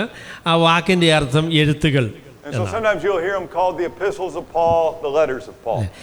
എപ്പിസൽ എന്ന് പറഞ്ഞാൽ you might have heard, epistle. What is an epistle? Is the wife of an apostle. അപ്പോൾ എപ്പിസൽ എന്താണെന്ന് ചോദിച്ചപ്പോൾ ഒരാൾ പറഞ്ഞു അപ്പസ്തോലൻ്റെ ഭാര്യയ്ക്കാണ് എപ്പിസൽ എന്ന് പറയുന്നത്. Yeah, that is different. Yeah. So and epistles, we call them occasional writings. ഈ ലേഖനങ്ങളെന്ന് പറയുന്നത് പല അവസരങ്ങളിൽ പ്രത്യേകമായ നിലയിൽ എഴുതപ്പെട്ട എഴുത്തുകളാണ്. That doesn't mean that Paul wrote occasionally. അതായത് പൗലോസിൻ്റെ എഴുത്തുകൾ അബദ്ധവശാൽ വന്നതാണ് എന്നുള്ള അർത്ഥത്തിലല്ല ഞാനത് പറഞ്ഞത്. What it means is Paul wrote to a specific occasion. അതായത് പൗലോസിൻ്റെ എഴുത്തുകൾ ഒരു പ്രത്യേക സന്ദർഭത്തിലാണ്, ഒരു പ്രത്യേക ലക്ഷ്യത്തോടു കൂടെയാണ്, ഒരു സഭയിലെ ഒരു പ്രത്യേക പ്രശ്നത്തെയോ അല്ലെങ്കിൽ ഏതെങ്കിലും പ്രത്യേക വിഷയത്തെയോ പരിഹരിക്കുന്നതിന് വേണ്ടിയുള്ള ഉദ്ദേശത്തോടു കൂടെയാണ് തന്നെ ലേഖനങ്ങൾ താൻ എഴുതിയിട്ടുള്ളത്. That Paul wrote at a specific time to a specific place for a specific purpose. അവിടെ എഴുത്തുകളെക്കുറിച്ച് പറയുമ്പോൾ ഒരു പ്രത്യേക സഭയ്ക്ക് വേണ്ടി ഒരു പ്രത്യേക സാഹചര്യത്തിൽ പ്രത്യേക ഉദ്ദേശത്തോടു കൂടെ എഴുതപ്പെട്ട എഴുത്ത് എന്നത് ശ്രദ്ധേയമായ കാര്യമാണ്. And these letters were meant to be read publicly, ഈ corporately, എഴുത്തുകൾ out loud. പരസ്യമായി വായിക്കാനായിട്ട് ഉദ്ദേശിച്ചിട്ടുള്ള എഴുത്തുകളാണ്. And our goal is to understand what Paul meant to communicate at the time and the place when he wrote to the Corinthian church or the Thessalonian church or to any of those churches. അപ്പോൾ നമ്മുടെ പ്രാഥമികമായ ലക്ഷ്യം എന്ന് പറയുന്നത് അപ്പസ്തലനായ പൗലോസ് കൊരിന്ത്യർക്ക് എഴുതിയ ലേഖനം പഠിക്കുമ്പോൾ അപ്പസ്തലനായ പൗലോസ് കൊരിന്ത്യർക്ക് എന്ത് ഉദ്ദേശത്തിൻ്റെ പേരിൽ എന്ത് കാരണത്തിൻ്റെ പേരിലാണ് എഴുതിയത്, ആ എഴുതിയ എഴുത്തിൻ്റെ അർത്ഥം എന്താണ് എന്ന് അവരുടെ ആ ഒരു സാഹചര്യത്തിൽ നമ്മളതിനെ മനസ്സിലാക്കണം. All right, let's you can go to the next slide. So we broke one slide into several. So given these facts, what assumptions can we make? So given those statements about an epistle, what can we assume? അപ്പോൾ ഈ പറഞ്ഞതിൻ്റെ സാരാംശം എന്താണ്? One is that an author would write as clearly as possible, and this means grammar is important. We've already said that. അപ്പം ആദ്യമേ ഞാൻ പറഞ്ഞത് ഒരു എഴുത്തുകാരന് മനുഷ്യർക്ക് മനസ്സിലാകണമെന്നുള്ള ഉദ്ദേശത്തോടു കൂടെ ഏറ്റവും വ്യക്തമായിട്ടും കൃത്യമായിട്ടുമാണ് എഴുതിയിരിക്കുന്നത്. അതുകൊണ്ട് വ്യാകരണം പ്രാധാന്യമുള്ള കാര്യമാണ്. And so Paul is going to communicate, or any of the writers of these letters will communicate main ideas in the main independent parts of sentences. അപ്പോൾ അതുകൊണ്ട് ഒരു പ്രസ്താവന പറഞ്ഞാൽ ആ പ്രസ്താവനയിലെ പ്രധാന ആശയം എന്താണ് എന്ന് അതിൻ്റെ വ്യാകരണ ഘടന നിയമങ്ങൾ അനുസരിച്ച് നമ്മൾ മനസ്സിലാക്കണം. And then the rest of these sentences will say something about the main idea. അപ്പോൾ ഒരു പ്രധാന പ്രസ്താവന എഴുത്തുകാരൻ പറയുന്നു, പിന്നെ ആ പ്രധാന പ്രസ്താവനയെ വിശദീകരിക്കാനുള്ള വിശദീകരണങ്ങൾ ആ പ്രസ്താവനയോട് ചേർന്ന് അദ്ദേഹം പറയും. And then sentences that are speaking about the same subject are grouped together in paragraphs. അപ്പോൾ അതുകൊണ്ട് പ്രധാന ആശയത്തെക്കുറിച്ച് നമ്മൾ പറയുമ്പോൾ ഒരു പ്രധാന ആശയം പറഞ്ഞു, പിന്നെ ആ പ്രധാന ആശയത്തിൽ നിന്ന് വ്യത്യസ്തമായിരിക്കുന്ന വേറൊരു ആശയം പറഞ്ഞു. ഒരേ ആശയം പറയുന്ന അതിന് വിശദീകരണം ഉൾപ്പെടുന്ന കാര്യങ്ങളെയാണ് നമ്മളൊരു ഖണ്ഡിക എന്ന് പറയുന്നത്. അങ്ങനെ തിരിച്ചിരിക്കുന്നതിൻ്റെ കാര്യം, ഒരാശയമാണ് പറയുന്നത്, ആ ആശയത്തിൻ്റെ വിശദീകരണങ്ങളാണ് ഈ വാക്യങ്ങളിലുള്ളത്. അതുകൊണ്ട് നമുക്ക് എന്ത് ചെയ്യാം, അതിനെ ഒരു ഖണ്ഡികയാക്കാം എന്ന് പറയാനുള്ള കാരണം അത് ഒരാശയം അതിൻ്റെ വിശദീകരണം പറയുന്ന വേദഭാഗമാണ് എന്നുള്ളതുകൊണ്ട്. So because of these assumptions, we're going to focus on paragraphs. We recommend preaching a paragraph, and we're going to analyze the paragraph to identify the main or independent ideas. അപ്പോൾ അതുകൊണ്ട് ഒരാശയം പറയുന്നു എന്ന ബോധ്യത്തിലാണ് ബൈബിളിൻ്റെ പരിഭാഷകർ ഖണ്ഡിക തിരിച്ചിരിക്കുന്നത്. ഒരാശയം പറയുന്ന കാര്യം, അതിലെ ആശയത്തിൻ്റെ വിശദീകരണം ഉൾപ്പെടുന്ന കാര്യങ്ങളാണ് പറഞ്ഞിരിക്കുന്നത് എന്നുള്ള ബോധ്യത്തിലാണ് ഖണ്ഡിക തിരിച്ചിരിക്കുന്നത്. അപ്പോൾ അതുകൊണ്ട് പ്രസംഗിക്കാനായിട്ടുള്ള ഏറ്റവും നല്ല വേദഭാഗമെന്ന് പറയുന്നത് ലേഖനങ്ങളെ സംബന്ധിച്ച് ഒരു ഖണ്ഡികയാണ്. അത് ഒരാശയം പറയുന്നതാണ്, ആ ആശയം അതിൻ്റെ കാര്യങ്ങൾ വിശദീകരിക്കുന്നതാണ്. അതുകൊണ്ട് അതൊരു ഖണ്ഡികയായിട്ട് പരിഭാഷകർ അതിനെ തിരിച്ചിരിക്കുന്നതിൻ്റെ കാരണം അവർ ഇതൊരു ഖണ്ഡിക എന്ന് പറയുന്നത് ഒരാശയം പറയുന്നതാണെന്ന് അവർക്ക് ബോധ്യപ്പെട്ടതുകൊണ്ട്. Okay, let's go to the next slide.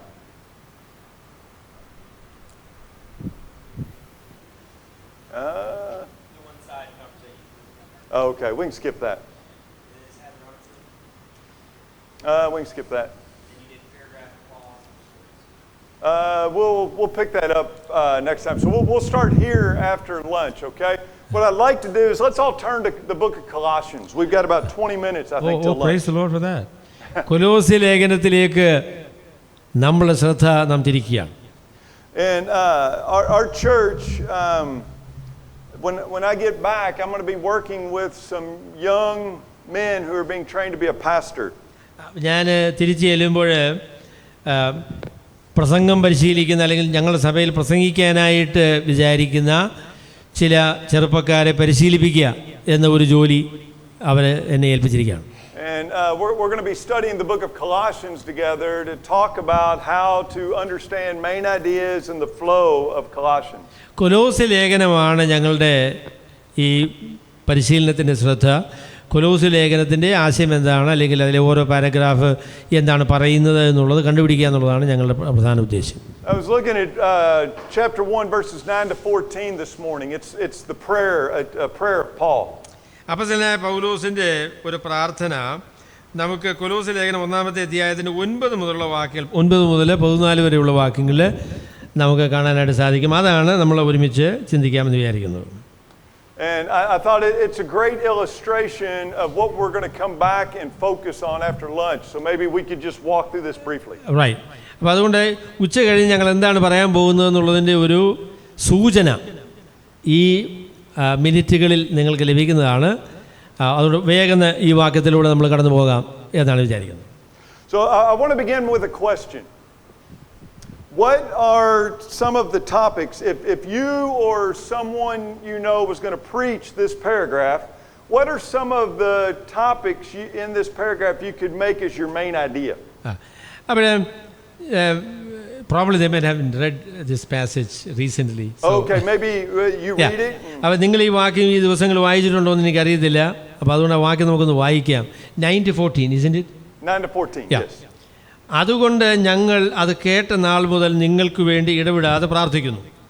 നിങ്ങൾ പൂർണ്ണ പ്രസാദത്തിനായി കർത്താവിന് യോഗ്യമാകും വണ്ണം നടന്ന് ആത്മീകമായ സകല ജ്ഞാനത്തിലും വിവേകത്തിലും അവൻ്റെ ഇഷ്ടത്തിൻ്റെ പരിജ്ഞാനം കൊണ്ട് നിറഞ്ഞു വരണമെന്നും സകല സൽപ്രവൃത്തിയിലും ഫലം കായ്ച്ച് ദൈവത്തെക്കുറിച്ചുള്ള പരിജ്ഞാനത്തിൽ വളരണമെന്നും സകല സഹിഷ്ണുതയ്ക്കും ദീർഘക്ഷമയ്ക്കുമായി അവൻ്റെ മഹത്വത്തിൻ്റെ വല്ലഭത്വത്തിന് ഒത്തവണ്ണം പൂർണ്ണ ശക്തിയോടെ ബലപ്പെടണമെന്നും വിശുദ്ധന്മാർക്ക് വെളിച്ചത്തിലുള്ള അവകാശത്തിനായി നമ്മെ പ്രാപ്തരാക്കുകയും നമ്മെ ഇരുട്ടിൻ്റെ അധികാരത്തിൽ നിന്ന് വിടുവിച്ച് തൻ്റെ സ്നേഹസ്വരൂപനായ പുത്രനെ രാജ്യത്തിലാക്കി വയ്ക്കുകയും ചെയ്ത പിതാവിന് സന്തോഷത്തോടെ സ്തോത്രം ചെയ്യുന്നവരാകണമെന്നും അപേക്ഷിക്കുന്നു. All right. So, and hopefully, if you don't speak Malayalam, you were able just to read it to yourself in English. I don't need to reread it, do I? It's okay. What are some topics in here that men might preach? അപ്പോൾ ഈ വാക്യം വായിക്കുമ്പോൾ നിങ്ങൾ ഈ വാക്യത്തിൽ നിന്ന് പറയാൻ സാധ്യതയുള്ള, പ്രസംഗിക്കാൻ സാധ്യതയുള്ളതായിരിക്കുന്ന ചില വിഷയങ്ങൾ എന്താ? Just call them out. What do you see in the text? ഈ ഭാഗം വായിച്ചു കഴിഞ്ഞപ്പോൾ നിങ്ങളുടെ ഹൃദയത്തെ സന്തോഷിപ്പിച്ച, നിങ്ങൾ പ്രസംഗിക്കാൻ സാധ്യതയുള്ള ചില വിഷയങ്ങൾ എന്താ? They will not preach.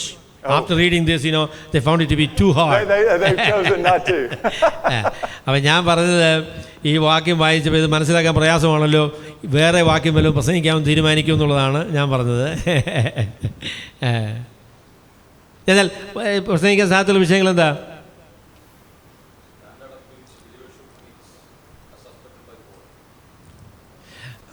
Standards that the believers should reach.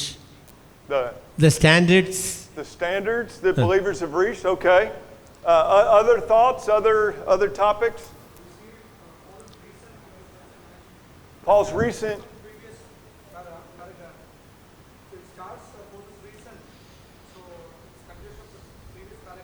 Okay.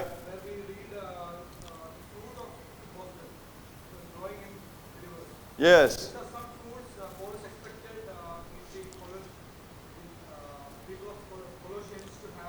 Okay, so these are some things that he's expecting the Colossians to develop. Yeah. So some of the fruits, കൊലോസ്യ വിശ്വാസികളിൽ ഉണ്ടാകേണ്ട സുവിശേഷത്തിൻ്റെ ഫലം. There's a lot of big theological ideas in this passage. ഈ വേദഭാഗത്ത് ഗംഭീരമായ ആശയങ്ങൾ ഉണ്ട്. How we should respond to people. Okay, his prayer then. Yeah, how we should respond. And then I heard something over here. How to walk worthy. Okay, very good. Walk in a manner worthy of him. Yeah. What should be my prayer for the church? Yeah. Has anyone heard any suggestion that's not in this passage? അപ്പോൾ നിങ്ങൾ പറഞ്ഞ ഈ നിർദ്ദേശങ്ങളിൽ ഈ ഭാഗത്ത് കേൾക്കാത്ത പല കാര്യവും നമ്മൾ കേട്ടോ? I think everything everybody said is in here, right? നിങ്ങൾ പ്രസംഗിക്കാനാണ് തീരുമാനിച്ച കാര്യങ്ങളൊക്കെ ഈ വാക്യത്തിൽ പറഞ്ഞ കാര്യമാണ്. I think I would expect in an American context, most people would go right to verse 13 and want to preach, He has delivered us from the domain of darkness. Yeah. That would be the topic. How God has എങ്ങനെ കർത്താവ് നമ്മളെ അന്ധകാരത്തിൽ നിന്ന് വിടുവിച്ചു എന്നത് സാധാരണ ഞാൻ കേട്ടിട്ടുള്ള ഈ വാക്യങ്ങളെ അധികരിച്ചുള്ള ഒരു പ്രസംഗമാണ്. So if all that we have said is in this text, would all of them be equally good as a main idea? അവിടെ ഈ പറഞ്ഞ കാര്യങ്ങളെല്ലാം ഈ വാക്യത്തിലുണ്ടല്ലോ. അപ്പോൾ ഈ വാക്യത്തിൽ പറയുന്ന പ്രധാന ആശയം ഇതെല്ലാമാണോ? What do you think? എന്ത് ചെയ്തിരിക്കുന്നു? How many think yes, any of these ideas are I'm making them take a stand. How many of you say yes, all of these are appropriate main ideas? അപ്പോൾ ഈ പറഞ്ഞ കാര്യങ്ങളെല്ലാം ഈ വേദഭാഗത്തിലെ പ്രധാന ആശയമാണ് എന്ന് ചിന്തിക്കുന്നവരുണ്ട്. They're various themes, that's right. So how do we find the main theme, I guess, would be. അപ്പോൾ ഇത് പറഞ്ഞ കാര്യങ്ങളെല്ലാം ഈ വാക്യത്തിലുണ്ട് കേട്ടോ. എന്നാൽ ഈ വാക്യത്തിൽ പറഞ്ഞ പ്രധാന കാര്യം അതാണോ?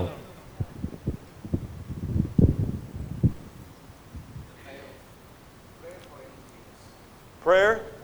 Okay, so let's just walk through it together a little bit. നമുക്ക് ഈ വാക്യങ്ങളെ അല്പം സൂക്ഷ്മമായി പരിശോധിക്കാം. I'm going to suggest there's one outline that's better than all other outlines. അപ്പോൾ ഞാൻ പറയാൻ പോകുന്നത്, ഞാൻ പറയുന്ന ആ ഒരു ഘടന ഈ വാക്യത്തെ സംബന്ധിച്ച് സ്വീകാര്യമായ ഒരു ഘടനയാണെന്നാണ് ഞാൻ പറയാൻ പോകുന്നത്. അപ്പോൾ അതിനോട് നിങ്ങൾ വിയോജിക്കുന്നെങ്കിൽ നിങ്ങൾക്ക് പറയാം. That other outlines may not be bad, not ideal. They're not Paul's original outline. അപ്പോൾ അപ്പോസ്തലനായ പൗലോസ് പറയുന്ന ഒരു പ്രധാന ആശയം ഇവിടെ ഉണ്ട്. അത് കണ്ടുപിടിക്കാൻ കഴിയും എന്നാണ് ഞാൻ പറയാൻ പോകുന്നത്. അപ്പോൾ അതെങ്ങനെയാണ് നമുക്ക് കണ്ടുപിടിക്കാൻ കഴിയുക എന്നുള്ളതാണ് നമ്മളുടെ ചോദ്യം. So I'll just walk through this, and then after lunch we're going to see the process that you would use. അപ്പോൾ ഞാൻ ഇതിൽ ഈ വേദഭാഗത്ത് കണ്ടെത്തിയ ചില കാര്യങ്ങൾ നിങ്ങളോട് പറയാം. എങ്ങനെയാണ് ഞാനിത് കണ്ടെത്തിയെന്നുള്ള കാര്യം നിങ്ങൾ ആഹാരം കഴിച്ചതിന് ശേഷമേ പറയത്തുള്ളൂ. I think what several of you said was right. നിങ്ങൾ പറഞ്ഞ കാര്യത്തോട് ഞാൻ വിയോജിച്ചു എന്ന് നിങ്ങൾ വിചാരിക്കണ്ട. I think what you said there at the end about how we should pray. എങ്ങനെ നമ്മൾ പ്രാർത്ഥിക്കണം എന്നുള്ളത് നല്ലൊരു പോയിന്റായിട്ട് എനിക്ക് തോന്നുന്നുണ്ട്. Remember, we just talked about that Paul's going to communicate through his main ideas through the main part of sentences. അപ്പോൾ അതായത് ഇതിനെക്കുറിച്ച് പറയാനുള്ളത് ഈ പ്രസ്താവനയിലെ മുഖ്യ പ്രസ്താവന അത് വ്യാകരണ നിയമത്തിന് വിധേയമായ രീതിയിൽ നമുക്ക് കണ്ടുപിടിക്കാൻ പറ്റും എന്നതാണ് ഞാൻ പറയാൻ പോകുന്നത്.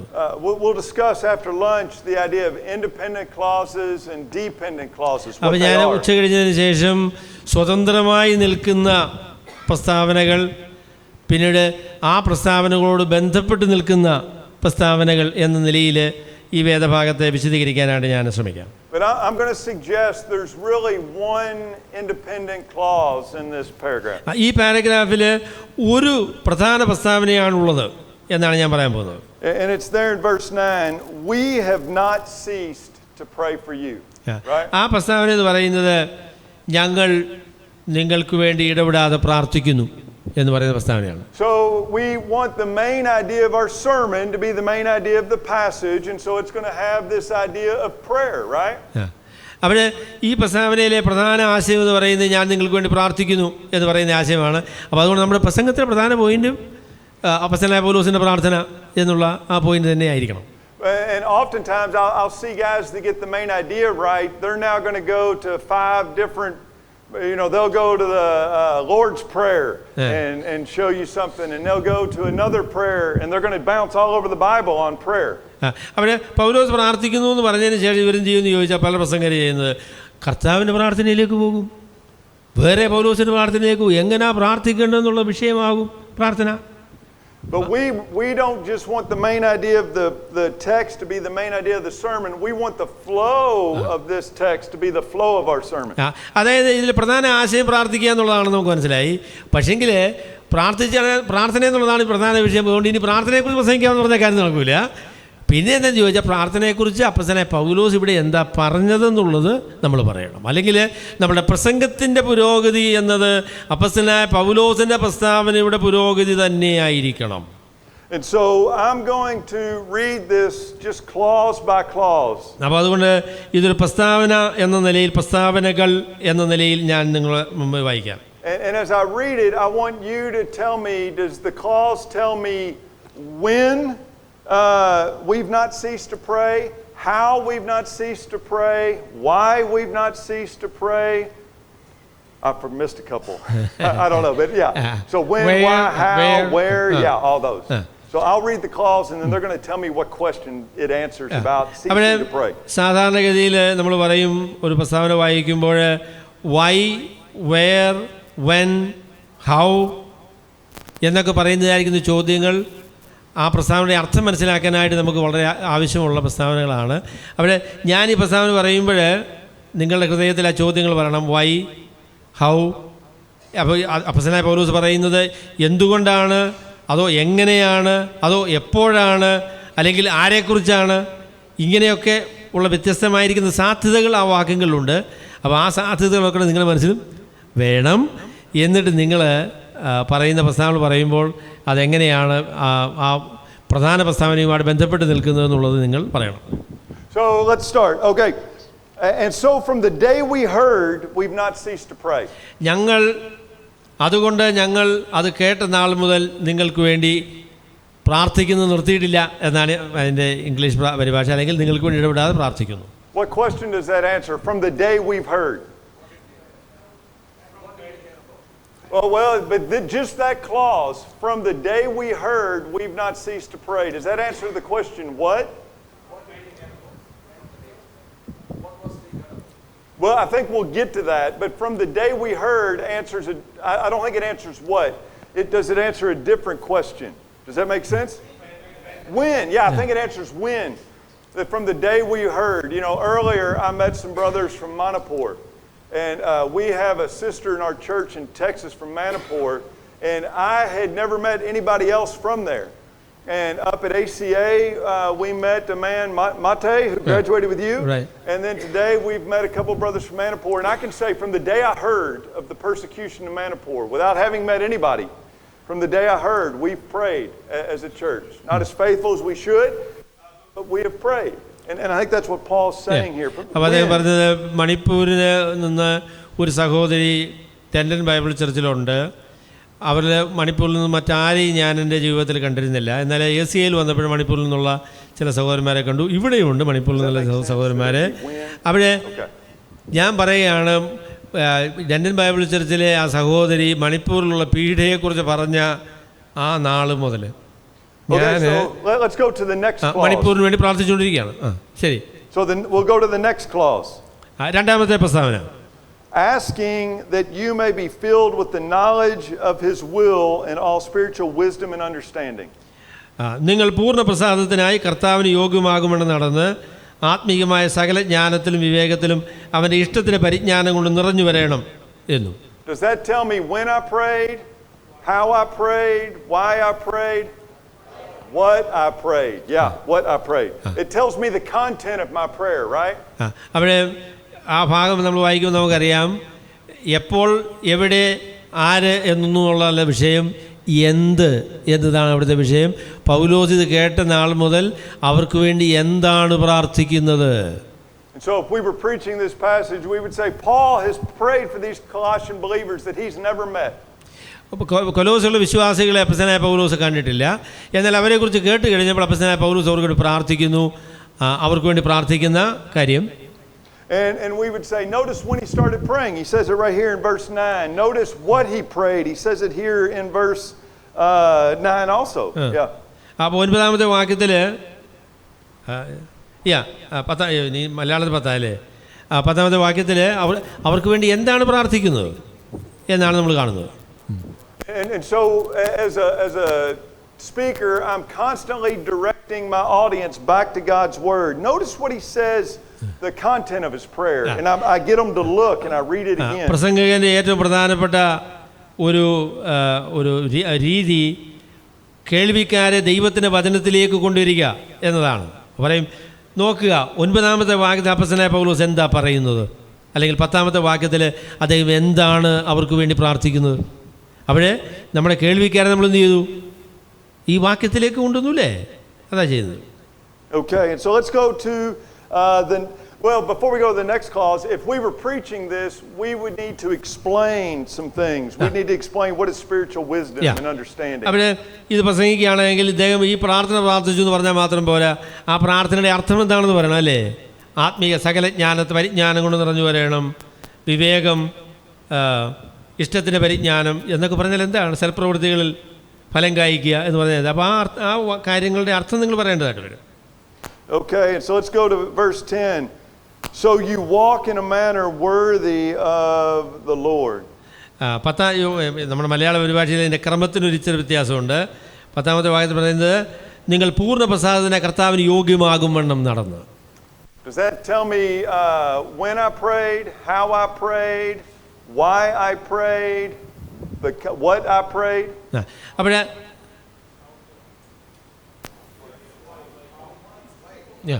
Why? I'm hearing several whys. Does everybody agree why? It tells me the purpose of my prayer. അപ്പോൾ ഈ പ്രാർത്ഥനയുടെ ലക്ഷ്യമാണ് ആ വാക്യത്തിൽ പറയുന്നത്. യോഗ്യമാകുമെന്ന് നടന്നതെന്ന് പറയുന്നത് താൻ പ്രാർത്ഥിക്കുന്നതിൻ്റെ ഉദ്ദേശ്യമാണ്, പ്രാർത്ഥിക്കുന്നതിൻ്റെ ലക്ഷ്യമാണ്. So I have prayed for you unceasingly. When did you start praying? From the moment I heard. I prayed. What did you pray? I prayed that you would have wisdom and understanding. But we're going to have to make a decision here with verse 10. 10-ാമത്തെ വാക്യത്തെക്കുറിച്ചൊരു തീരുമാനം നമ്മൾ എടുക്കണം. Does verse 10 tell me why I prayed, or does verse 10 tell me why Paul wants people to be spiritually wise and understanding. Does that make sense? യാ അപ്പോൾ 10ാമത്തെ വാക്യത്തിലേക്ക് നമ്മൾ വരുമ്പോൾ നമുക്ക് ഒരു തീരുമാനത്തിലേക്ക് വരേണ്ടി വരും. അത് ഒന്നാമത്തെ ചോദ്യം 10ാമത്തെ വാക്യത്തിൽ പറയുന്നത് എന്തുകൊണ്ട് പൗലോസ് പ്രാർത്ഥിച്ചു എന്നുള്ളതാണോ? Will you say that again? Yeah, so with verse 10, that Paul is praying, or the purpose of what Paul's doing is so that people would walk worthy, or to live worthy in a manner that's pleasing to the Lord. Does that tell me why I pray unceasingly is so you walk? Or is it I want you to be filled with wisdom and understanding, and the result of the understanding is a lifestyle, is a walking? Does that make sense? It is too hard. It is too hard. It's too late. It's too late. I think we need to eat something so that we can. Okay, so we'll come back to it. No. We'll go ahead. Okay. We have some more time. Yeah, probably a little more explanation is necessary. Yeah. So and when we come back after lunch, I'm going to give you a process, and one of the steps will be is to find the clause, and so our clause here is so you walk in a manner worthy of the Lord. So we'll അപ്പോൾ find രണ്ടാമത്തെ that. പ്രസ്താവന എന്ന് പറയുന്നത് നിങ്ങൾ യോഗ്യമാകും വണ്ണം നടന്ന് എന്ന് പറയുന്നതായിരിക്കുന്ന പ്രസ്താവനയാണ്. അപ്പോൾ അതെങ്ങനെയാണ് മനസ്സിലാക്കേണ്ടതെന്നുള്ളതാണ് നമ്മുടെ ചോദ്യം. And then we're going to ask the question, what does this tell me about something else in the paragraph? And we have all agreed this tells me why, or what is the purpose of something else in the paragraph. അപ്പം യോഗ്യമാകുമെന്ന് നടന്ന് എന്ന് പറയുന്ന ആ പ്രസ്താവന അപ്പോസ്തലനായ പൗലോസിൻ്റെ പ്രാർത്ഥനയോടാണോ ബന്ധപ്പെട്ടിരിക്കുന്നത്, അതോ പ്രാർത്ഥനയുടെ ഫലമായി അവർക്ക് ലഭിച്ച പരിജ്ഞാനവും വിവേകവും നിമിത്തമാണോ സംഭവിക്കുന്നത് എന്നൊക്കെയുള്ളതായിരിക്കുന്ന ചോദ്യങ്ങളിവിടെ ഉണ്ട്. And I think in this paragraph there's two options that this purpose statement may be relating to. അപ്പോൾ ഈ വാക്യം നമ്മൾ ശ്രദ്ധിച്ച് നോക്കിയാൽ, അപ്പോൾ അതിൻ്റെ രീതി നമ്മൾ പരിശോധിച്ച് നോക്കിയാൽ പൗലോസിൻ്റെ പ്രാർത്ഥനയുമായിട്ട് ഇത് എങ്ങനെയാണ് ബന്ധപ്പെട്ടിരിക്കുന്നത് നമുക്ക് തിരിച്ചറിയാനാണ് സാധിക്കും. So we can say that we have not ceased to pray for you so that you walk in a manner worthy of the Lord. That's why we're praying. There's one option. Yeah. ഒരു സാധ്യത എന്ന് പറയുന്നത് നിങ്ങൾ സുവിശേഷത്തിനനുസൃതമായ രീതിയിൽ നടക്കണം എന്നുള്ളതാണ് എൻ്റെ പ്രാർത്ഥനയുടെ ഉദ്ദേശ്യം എന്ന ഒരു സാധ്യത അതിനുണ്ട്. And then there's a second option, and I think I prefer the second option. It is that Paul says, we've not ceased to pray for you. What is it that you're praying, Paul? He's praying that they would be filled with spiritual wisdom and understanding. അപ്പോൾ രണ്ടാമത്തെ option, അതാണ് എനിക്ക് കൂടുതൽ ഇഷ്ടമുള്ള option എന്ന് പറയുന്നത്. അപ്പോൾ പൗലോസ് പറയുന്നത് നിങ്ങൾ നടക്കണമെന്നുള്ളതല്ല അദ്ദേഹത്തിൻ്റെ പ്രാർത്ഥന, പിന്നെയോ അവർക്ക് പരിജ്ഞാനവും വിവേകവും ലഭിക്കണം, അതിൻ്റെ ഫലമായി നടക്കണം എന്നുള്ളതായിരിക്കും നിലയിലാണ് ആ വാക്യം നമുക്ക് മനസ്സിലാക്കാൻ സാധിക്കും. And then I would read this, why does Paul pray for spiritual wisdom and understanding? He prays so that they will walk in a manner worthy. അപ്പോൾ പരിജ്ഞാനവും സകല വിവേകവും കൊണ്ട് നിറഞ്ഞു വരണം എന്നുള്ള അപ്പോസ്തലനായ പൗലോസിൻ്റെ പ്രാർത്ഥനയുടെ ഫലമാണ് ആ സുവിശേഷത്തിന് യോഗ്യമായിരിക്കുന്ന നടപ്പ് എന്ന് പറയും. Does that make sense? Yeah. Does that make sense? And so I think, well, I think either option could work. I would choose the second option because I think it tells me that spiritual wisdom and understanding, that we teach the mind because the mind controls the lives and behaviors of our people. That people must believe something to do something. But it also teaches that the mind is not an end in itself. Paul doesn't just want smart guys that understand a lot. He wants smart guys that understand a lot so that their understanding carries into their lifestyle. Right. അപ്പോൾ രണ്ടാമത്തെ ഓപ്ഷനാണ് മെച്ചമെന്ന് പറയാനുള്ള കാരണം എന്താണെന്ന് ചോദിച്ചാൽ, അപ്പോസ്തലനായ പൗലോസ് പറയുന്ന കാര്യങ്ങൾ നമ്മൾ ശ്രദ്ധിക്കുമ്പോൾ നടപ്പ് എന്ന് പറയുന്നത് ചിന്തയുടെ ഫലമാണ്, അല്ലെങ്കിൽ അറിവിൻ്റെ ഫലമാണ്, നമ്മളുടെ ബോധ്യങ്ങളുടെ ഫലമാണ്. അപ്പോൾ ബോധ്യങ്ങളെ ബാധിക്കുക എന്നുള്ളതാണ് അദ്ദേഹത്തിൻ്റെ ആദ്യത്തെ പ്രസ്താവന എന്ന് പറയുന്നത് അതാണ്. അപ്പോൾ ബോധ്യങ്ങൾ വ്യത്യാസപ്പെട്ടതിൻ്റെ ഫലമായിട്ട് ജീവിതത്തിന് രൂപാന്തരം വരിക എന്നതാണ് അദ്ദേഹത്തിൻ്റെ ആ ലോജിക്ക് എന്ന് പറയുന്നത് അതാണ്. പിന്നെ ഒരു കാര്യം കൂടെ പറയാം. അതെന്താണെന്ന് ചോദിച്ചാൽ അപ്പോസ്തലനായ പൗലോസിൻ്റെ ലക്ഷ്യമെന്ന് പറയുന്നത് കാര്യങ്ങളെല്ലാം ബുദ്ധിയിൽ അറിയാകുന്ന വിദഗ്ധന്മാരായ കുറച്ച് മനുഷ്യരെ സൃഷ്ടിക്കുക എന്നുള്ളതല്ല. കാര്യങ്ങൾ മനസ്സിലാക്കിയതിൻ്റെ അടിസ്ഥാനത്തിൽ ജീവിതങ്ങൾ വ്യതിയാനപ്പെട്ട മനുഷ്യർ എന്നതാണ് പൗലോസിൻ്റെ ഊന്നൽ എന്ന് പറയുന്നത്. ഇപ്പോഴും അതാണ്. കാര്യങ്ങൾ നമ്മൾ മനസ്സിലാകുന്നു, ആ മനസ്സിലാകുന്നതിൻ്റെ ഫലമായി ജീവിതങ്ങൾ വ്യതിയാനപ്പെടുന്നു, അതിനനുസൃതമായ രീതിയിലുള്ള നടപ്പ് ജീവിതശൈലി ഉളവാകുന്നു എന്നതാണ് പൗലോസിൻ്റെ ഊന്നൽ എന്ന് പറയുന്നത്. അപ്പോൾ അതുകൊണ്ട് ആ യുക്തിസഹമായ നിലയിൽ പറയുമ്പോൾ രണ്ടാമത്തെ ഓപ്ഷനാണ് കൂടുതൽ സ്വീകാര്യമായിരിക്കുന്ന option. So I think it's important to see this because if you were to want it to go with the first option, I wouldn't argue with you. I think there's a right understanding, but this one's hard to know. Does that make sense? Okay, yeah. Yes. Walking, yes.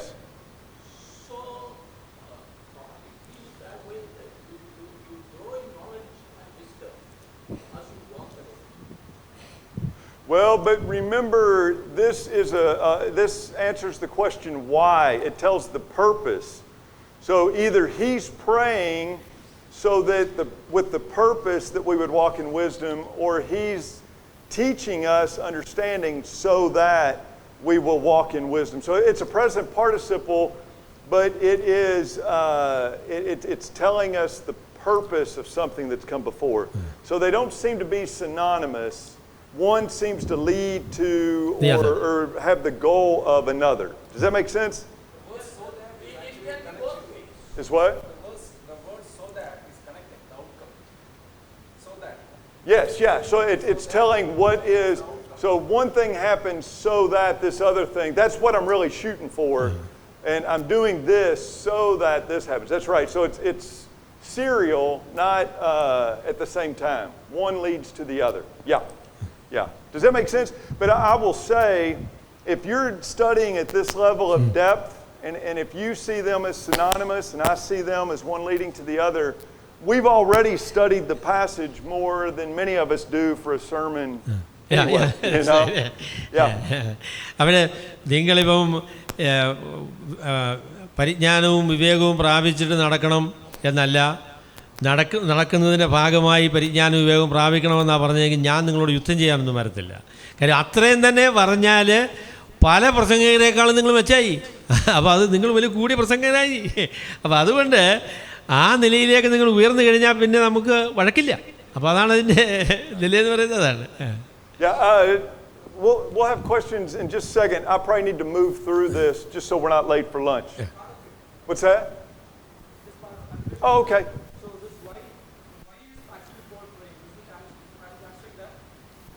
No. We have put this why to the logical continuation why. Yes. Actually, why is Paul praying? This is answered in this passage or So it's either why Paul is why Paul is praying. I think it's going to be for the spiritual lives and well-being of his people.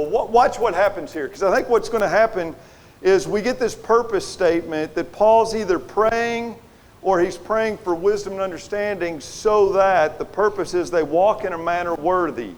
And then the question is, what is a manner worthy? What's that look like? Does that make sense? So you may translate that. അപ്പോൾ പിന്നെ അപ്പോസ്തലനായ പൗലോസിൻ്റെ പ്രാർത്ഥനയെന്ന് പറയുന്നത് അവർക്ക് പരിജ്ഞാനവും വിവേകവും ലഭിക്കണം എന്നുള്ളതാണ്. അതിൻ്റെ ഫലമായിട്ട് അവർ നടക്കണം എന്നുള്ളത്. അപ്പം പിന്നെ അടുത്ത ചോദ്യം എന്ന് പറയുന്നത് ഈ നടപ്പ് എങ്ങനെയാണ്, ഏത് നിലയിലാണ് നടക്കേണ്ടത്? അപ്പോൾ ആ നിലയിലുള്ളൊരു യുക്തിസഹമായിരിക്കുന്ന ബന്ധം ആ പ്രസ്താവനയിൽ നിന്ന് അല്ലെങ്കിൽ നമ്മൾ അതിനെ കണക്ട് ചെയ്യുമ്പോൾ നമുക്ക് കണ്ടുപിടിക്കാൻ പറ്റും. Yes. there are 4 points that he is praying for those people. So those 4 points can contribute to the totality of walking worthy of the Lord. Well, so the 4 points, are you talking about what's coming in the next verses? As far as I understand, Yeah. there are 4 points which speaks about the different aspects of the content of this prayer. Yeah, and I would see them. Growing, and second is being fruitful. Right. Third is praising God, being thankful to the Lord Yes. No, I think you're exactly right. I don't think those are the content of his prayer. I think that's the purpose of his prayer. So let's look at it, because I think you're right on. That's very good. That's very good. I'll stand back here. Yeah.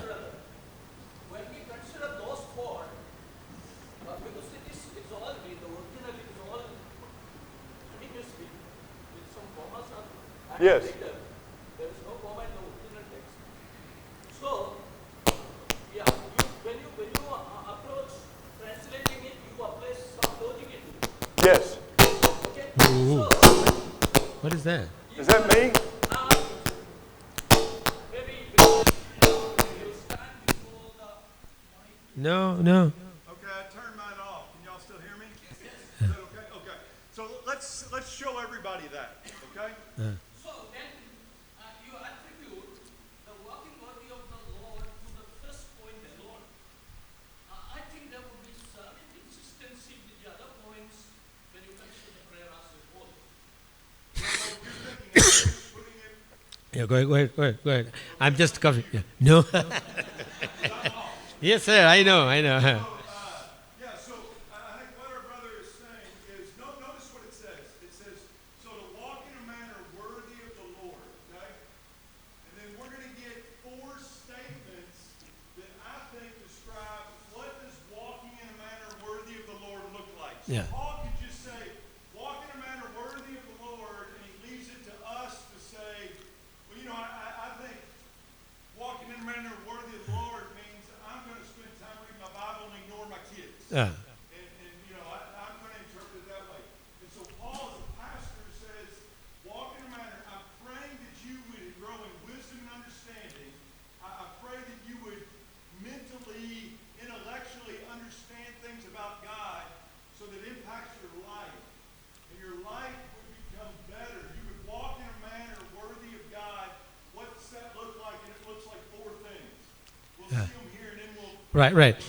അവിടെ അപ്പോസ്തലനായ പൗലോസിൻ്റെ 4 പ്രാർത്ഥനകൾ അല്ലെങ്കിൽ 4 പ്രാർത്ഥനാ വിഷയങ്ങൾ എന്നതിനേക്കാളും അദ്ദേഹത്തിൻ്റെ പ്രാർത്ഥനയിൽ ഒരു വിഷയമാണ്. ആ വിഷയം എന്താണെന്ന് ചോദിച്ചാൽ അവർക്ക് പരിജ്ഞാനവും വിവേകവും ലഭിച്ചിട്ട് കർത്താവായ യേശുക്രിസ്തുവിന് യോഗ്യമാകുമെന്ന് അവർ നടക്കണം. താൻ പിന്നീട് പറയുന്ന 4 കാര്യങ്ങൾ ഈ നടപ്പിൻ്റെ പ്രത്യേകതകളാണ്, അല്ലാതെ പ്രാർത്ഥിക്കുന്ന 4 വിഷയങ്ങളല്ല. ഈ നടപ്പിൻ്റെ 4 പ്രത്യേകതകൾ എന്ന നിലയിൽ മനസ്സിലാക്കുന്നതാണ് ഉചിതം. അതിനെക്കുറിച്ചുള്ള കൂടുതൽ വിവരങ്ങൾ നമ്മൾ ഉച്ച കഴിഞ്ഞിട്ട് നമുക്കതിനെക്കുറിച്ച് പറയാം.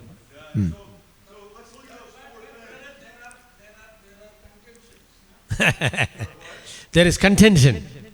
Yes. Four things that I see in this passage. First, what is a life worthy of Christ is a pleasing life. അവിടെ കർത്താവിന് യോഗ്യമാകുമെന്നുള്ള നടപ്പിന് ഒന്നാമത്തെ ലക്ഷണം അത് ദൈവപ്രസാദകരമായിരിക്കുന്ന ജീവിതമാണ്. Fully pleasing to him. കർത്താവിനെ പൂർണ്ണ പ്രസാദത്തിനായി. It is a fruitful life. രണ്ടാമത്തേത് അത് ഫലപ്രദമായ ജീവിതമാണ്, ഫലം പുറപ്പെടുവിക്കുന്നതായിരിക്കുന്ന ജീവിതമാണ്. We are, the text says, to bear fruit. ഫലം പുറപ്പെടുവിക്കുന്നതിനെക്കുറിച്ച് അപ്പോസ്തലനായ പൗലോസ് പറയുന്നു. And if I were preaching this, I would explain in context, bearing fruit means good works and growing in knowledge. അപ്പോൾ അവിടെ ആ സന്ദർഭത്തിൽ അപ്പോസ്തലനായ പൗലോസിൻ്റെ വാക്കുകൾ ശ്രദ്ധിച്ചാൽ സൽപ്രവൃത്തികൾ എന്ന് പറഞ്ഞതിൽ ഫലം പുറപ്പെടുവിക്കുക എന്ന് പറയുന്നതിൽ സൽപ്രവൃത്തികളും ജ്ഞാനത്തിലുള്ള വളർച്ചയും അത് അദ്ദേഹം ഉദ്ദേശിക്കുന്നുണ്ട്. Verse 11, it's a strengthened life. 11-ാമത്തെ വാക്യത്തിൽ കർത്താവിന് യോഗ്യമായ നടപ്പ് ശക്തിപ്പെടുന്ന ദൈവത്തിൻ്റെ പരിശുദ്ധാത്മാവിനാൽ ശക്തിപ്പെടുന്ന ജീവിതമാണ്. It's interesting, the words he uses here are endurance and patience and joy. അവിടെ സ്ഥിരത, ക്ഷമ, പിന്നീട് സന്തോഷം, ഇത് ശക്തിപ്പെടുന്ന ജീവിതത്തിൻ്റെ ഭാഗമായിട്ട് അദ്ദേഹം പറയുന്നുണ്ട്. When I think of my own life, I can remember in college, I would take food to poor people. I would do good things because I loved Christ. അപ്പം ഞാൻ കോളേജിൽ പഠിക്കുന്ന കാലത്ത് ഞാൻ കർത്താവിനെ സ്നേഹിച്ചിരുന്ന ഒരു മനുഷ്യനാണ്. അതുകൊണ്ട് പാവപ്പെട്ടവർക്ക് ആഹാരം കൊണ്ടു കൊടുക്കുക എന്ന് പറയുന്നത് എൻ്റെ ഒരു സൽപ്രവൃത്തിയായിരുന്നു. And I moved to Denton to study my Bible with a pastor. We studied every day for a year. അപ്പോൾ എന്നിട്ട് ബൈബിൾ പഠിക്കാനായിട്ട് ഞാൻ ഡെന്റൽ ബൈബിൾ ചർച്ചിൽ വന്നു. 1 വർഷം മുഴുവനും ബൈബിൾ പഠിച്ചു. So I think Paul would say that's a 10ാമത്തെ വാക്യം അനുസരിച്ച് സൽപ്രവൃത്തികൾ പാവപ്പെട്ടവർക്ക് ആഹാരം കൊടുക്കുക എന്ന് പറയുന്നത് ഫലം പുറപ്പെടുവിക്കുന്ന ഒരു ജീവിതമാണ്.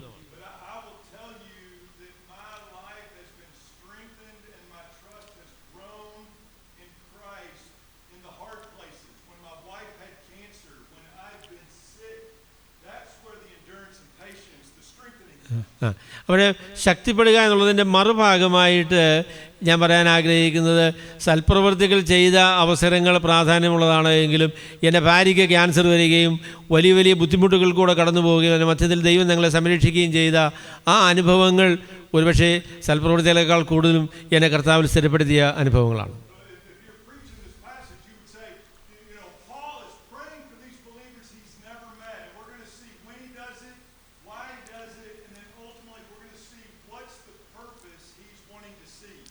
അപ്പോൾ ഈ പ്രാർത്ഥന ഫലമായിട്ട് എന്ത് സംഭവിക്കണം എന്നതിനെക്കുറിച്ച് പൗലോസ് പറയുന്ന കാര്യങ്ങളാണ് ഈ വാക്യത്തിൽ നമ്മൾ കാണുന്നത്.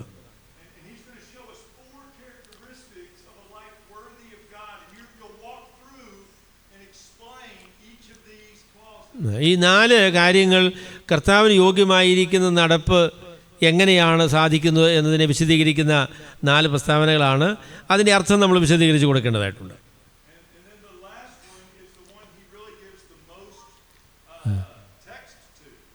ഏറ്റവും കൂടുതൽ അദ്ദേഹം പറയുന്ന വിഷയം നന്ദിയുള്ള ജീവിതമാണ്.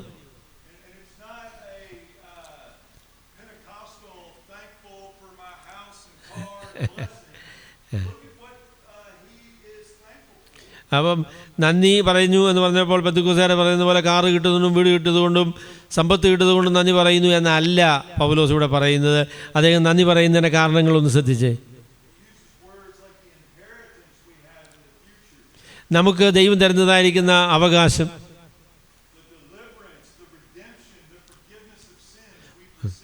നമുക്ക് ലഭിച്ച പാപത്തിൽ നിന്നുള്ള വീണ്ടെടുപ്പ്,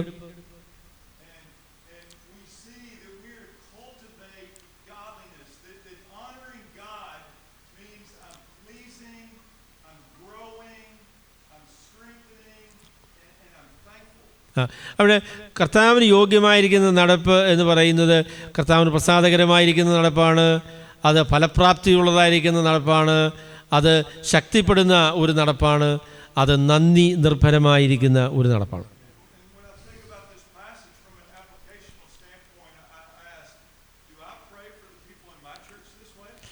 അപ്പോൾ എനിക്ക് ചോദിക്കാനുള്ളത്, നമ്മുടെ സഭയിലുള്ള വിശ്വാസികൾക്ക് വേണ്ടിയുള്ള നമ്മുടെ പ്രാർത്ഥന ഇതാണോ?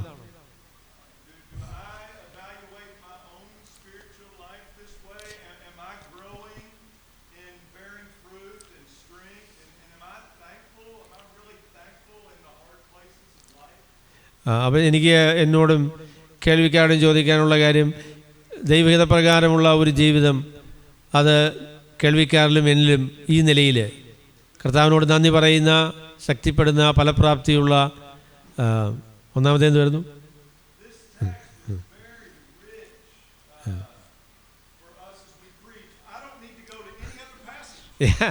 അവന് ഈ വേദഭാഗം നിങ്ങൾ സത്യസന്ധമായിട്ട് വിശദീകരിക്കുകയാണെങ്കിൽ മറ്റ് വേദഭാഗങ്ങളിൽ ഒന്നും പോകേണ്ട ആവശ്യമില്ല കേട്ടോ.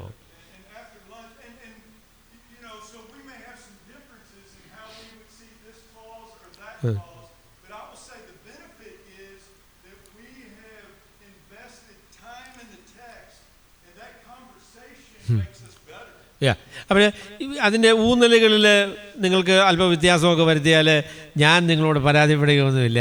എന്നാൽ ഈ വ്യത്യാസങ്ങൾ കണ്ടെത്താനായിട്ട് നമ്മൾ ആ വാക്യങ്ങൾ ശ്രദ്ധിച്ചു എന്ന് പറയുന്നത് വലിയൊരു കാര്യമാണ്. അപ്പോൾ അതാണ് നമ്മളുടെ പ്രശ്നം എന്ന് പറയുന്നതാണ്.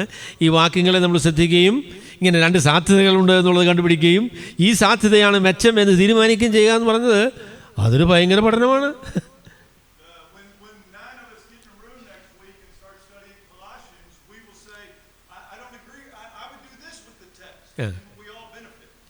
അവിടെ ഞങ്ങൾ 9 ആളുകളാണ് ഈ കൊലോസ്യ ലേഖനം ഒരുമിച്ച് പഠിക്കാനാണ് തീരുമാനിച്ചിരിക്കുന്നത്. അപ്പോൾ ഞാനിത് പറയുമ്പോൾ മറ്റുള്ള ആൾക്കാരോട് പറയുക, അങ്ങനെയല്ല, ഇതിൻ്റെ ഊന്നൽ ഈ നിലയിലാണെന്ന് പറഞ്ഞാൽ എനിക്ക് സന്തോഷമേ ഉള്ളൂ. അപ്പോൾ അതിൽ നിന്ന് കൂടുതൽ കാര്യങ്ങൾ എനിക്ക് ഗ്രഹിക്കാൻ പറ്റുമല്ലോ.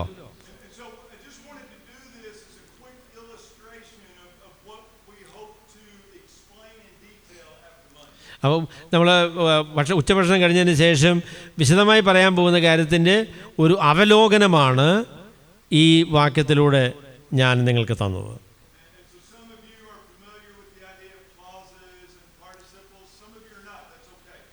നിങ്ങൾക്ക് ചില ആളുകൾക്ക് പ്രധാന ക്രിയാപദം പിന്നീട് പാർട്ടിസിപ്പിൾസ് എന്നൊക്കെ പറഞ്ഞാൽ നിങ്ങൾക്ക് ചിലർക്ക് അറിയായിരിക്കും, ചിലർക്ക് അറിവില്ലായിരിക്കും.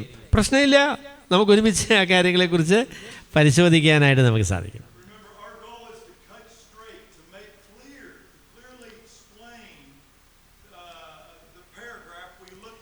നമ്മൾ തിരഞ്ഞെടുത്ത ആ ഖണ്ഡിക സത്യസന്ധമായ രീതിയിൽ മനസ്സിലാക്കുക, മറ്റുള്ളവർക്കത് മനസ്സിലാക്കാനായിട്ട് അവരെ സഹായിക്കുക, കൃത്യമായ രീതിയിൽ അത് വിശദീകരിക്കുക എന്നുള്ളതാണ് നമ്മുടെ ലക്ഷ്യം.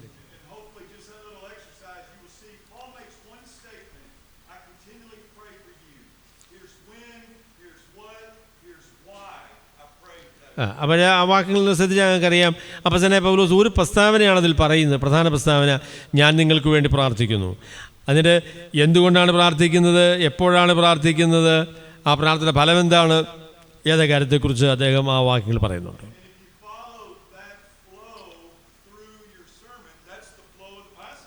അപ്പോൾ ആ നിലയിൽ അപ്പോസ്തലനായ പൗലോസിൻ്റെ പുരോഗതി അനുസരിച്ചാണ് നിങ്ങളുടെ പ്രസംഗം പുരോഗമിക്കുന്നതെങ്കിൽ നിങ്ങളുടെ പ്രസംഗം എക്സ്പോസിറ്ററി പ്രസംഗമാണ്.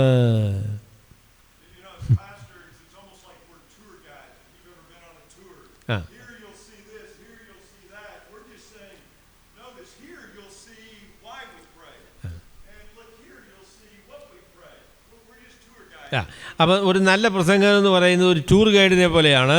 നമ്മൾ യാത്ര ചെയ്യുമ്പോൾ ഈ സ്ഥാനത്ത് കണ്ടോ, ഇത് ഇന്നത് കാര്യമാണ്, അടുത്തത് കാണുമ്പോൾ ഇത് ഇന്ന കാര്യമാണ്, അത് മറ്റേ കാര്യമാണെന്നൊക്കെ അവർ വിശദീകരിച്ച് തരും. അതുപോലെ ഒരു പ്രസംഗം ചെയ്യേണ്ട കാര്യം ചോദിച്ചാൽ നിങ്ങളിത് കണ്ടോ, എന്നിട്ട് നിങ്ങളിത് കണ്ടോ, നിങ്ങളിത് കണ്ടോ എന്ന് ദൈവത്തിൻ്റെ വചനത്തിലെ സത്യങ്ങളെ ആളുകൾക്ക് കാണിച്ചു കൊടുക്കുക. അതാണ് നമ്മളുടെ ഉദ്ദേശ്യം.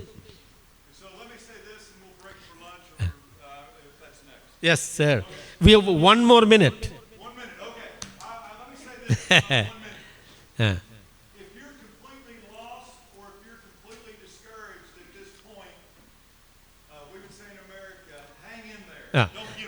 അതെ, നിങ്ങളിത് കേട്ട് കഴിഞ്ഞപ്പോൾ ഇനി പ്രസംഗിക്കുകയും വേണ്ട, ഈ പണിയും വേണ്ട എന്ന് നിങ്ങൾ തീരുമാനിച്ചെങ്കിൽ എനിക്ക് നിങ്ങളോട് പറയാനുള്ളത്, കുഞ്ഞ് ഒരല്പം കൂടെ ഒന്ന് ക്ഷമിക്കുക, ഒരല്പം കൂടെ ക്ഷമിക്കുക, തീർന്നില്ലല്ലോ, ക്ഷമിക്കുക എന്നാണ് എനിക്ക് നിങ്ങളോട് പറയാനുള്ളത്.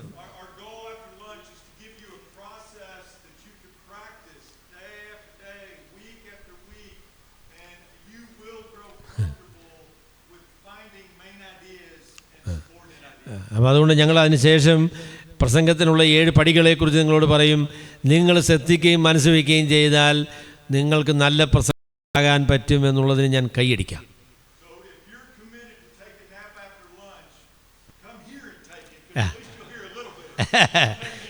റൈറ്റ്. നിങ്ങൾക്ക് ആഹാരം കഴിച്ചതിൻ്റെ ഫലമായി ഉറക്കം വരുന്നുവെങ്കിൽ നിങ്ങൾ ഇവിടെ വന്ന് ഉറങ്ങുക. കാരണം ഉറക്കത്തിൻ്റെ ഇടയിൽ അല്പസത്യങ്ങൾ നിങ്ങൾ ഗ്രഹിച്ചു എന്ന് വരാം. Yes sir. അപ്പോൾ നമുക്ക് പ്രാർത്ഥിച്ച് നമുക്ക് അവസാനിപ്പിക്കാം. സുനിൽ സഹോദരൻ ഒരു വാക്ക് പ്രാർത്ഥിച്ച് നമുക്ക് അവസാനിപ്പിക്കാം.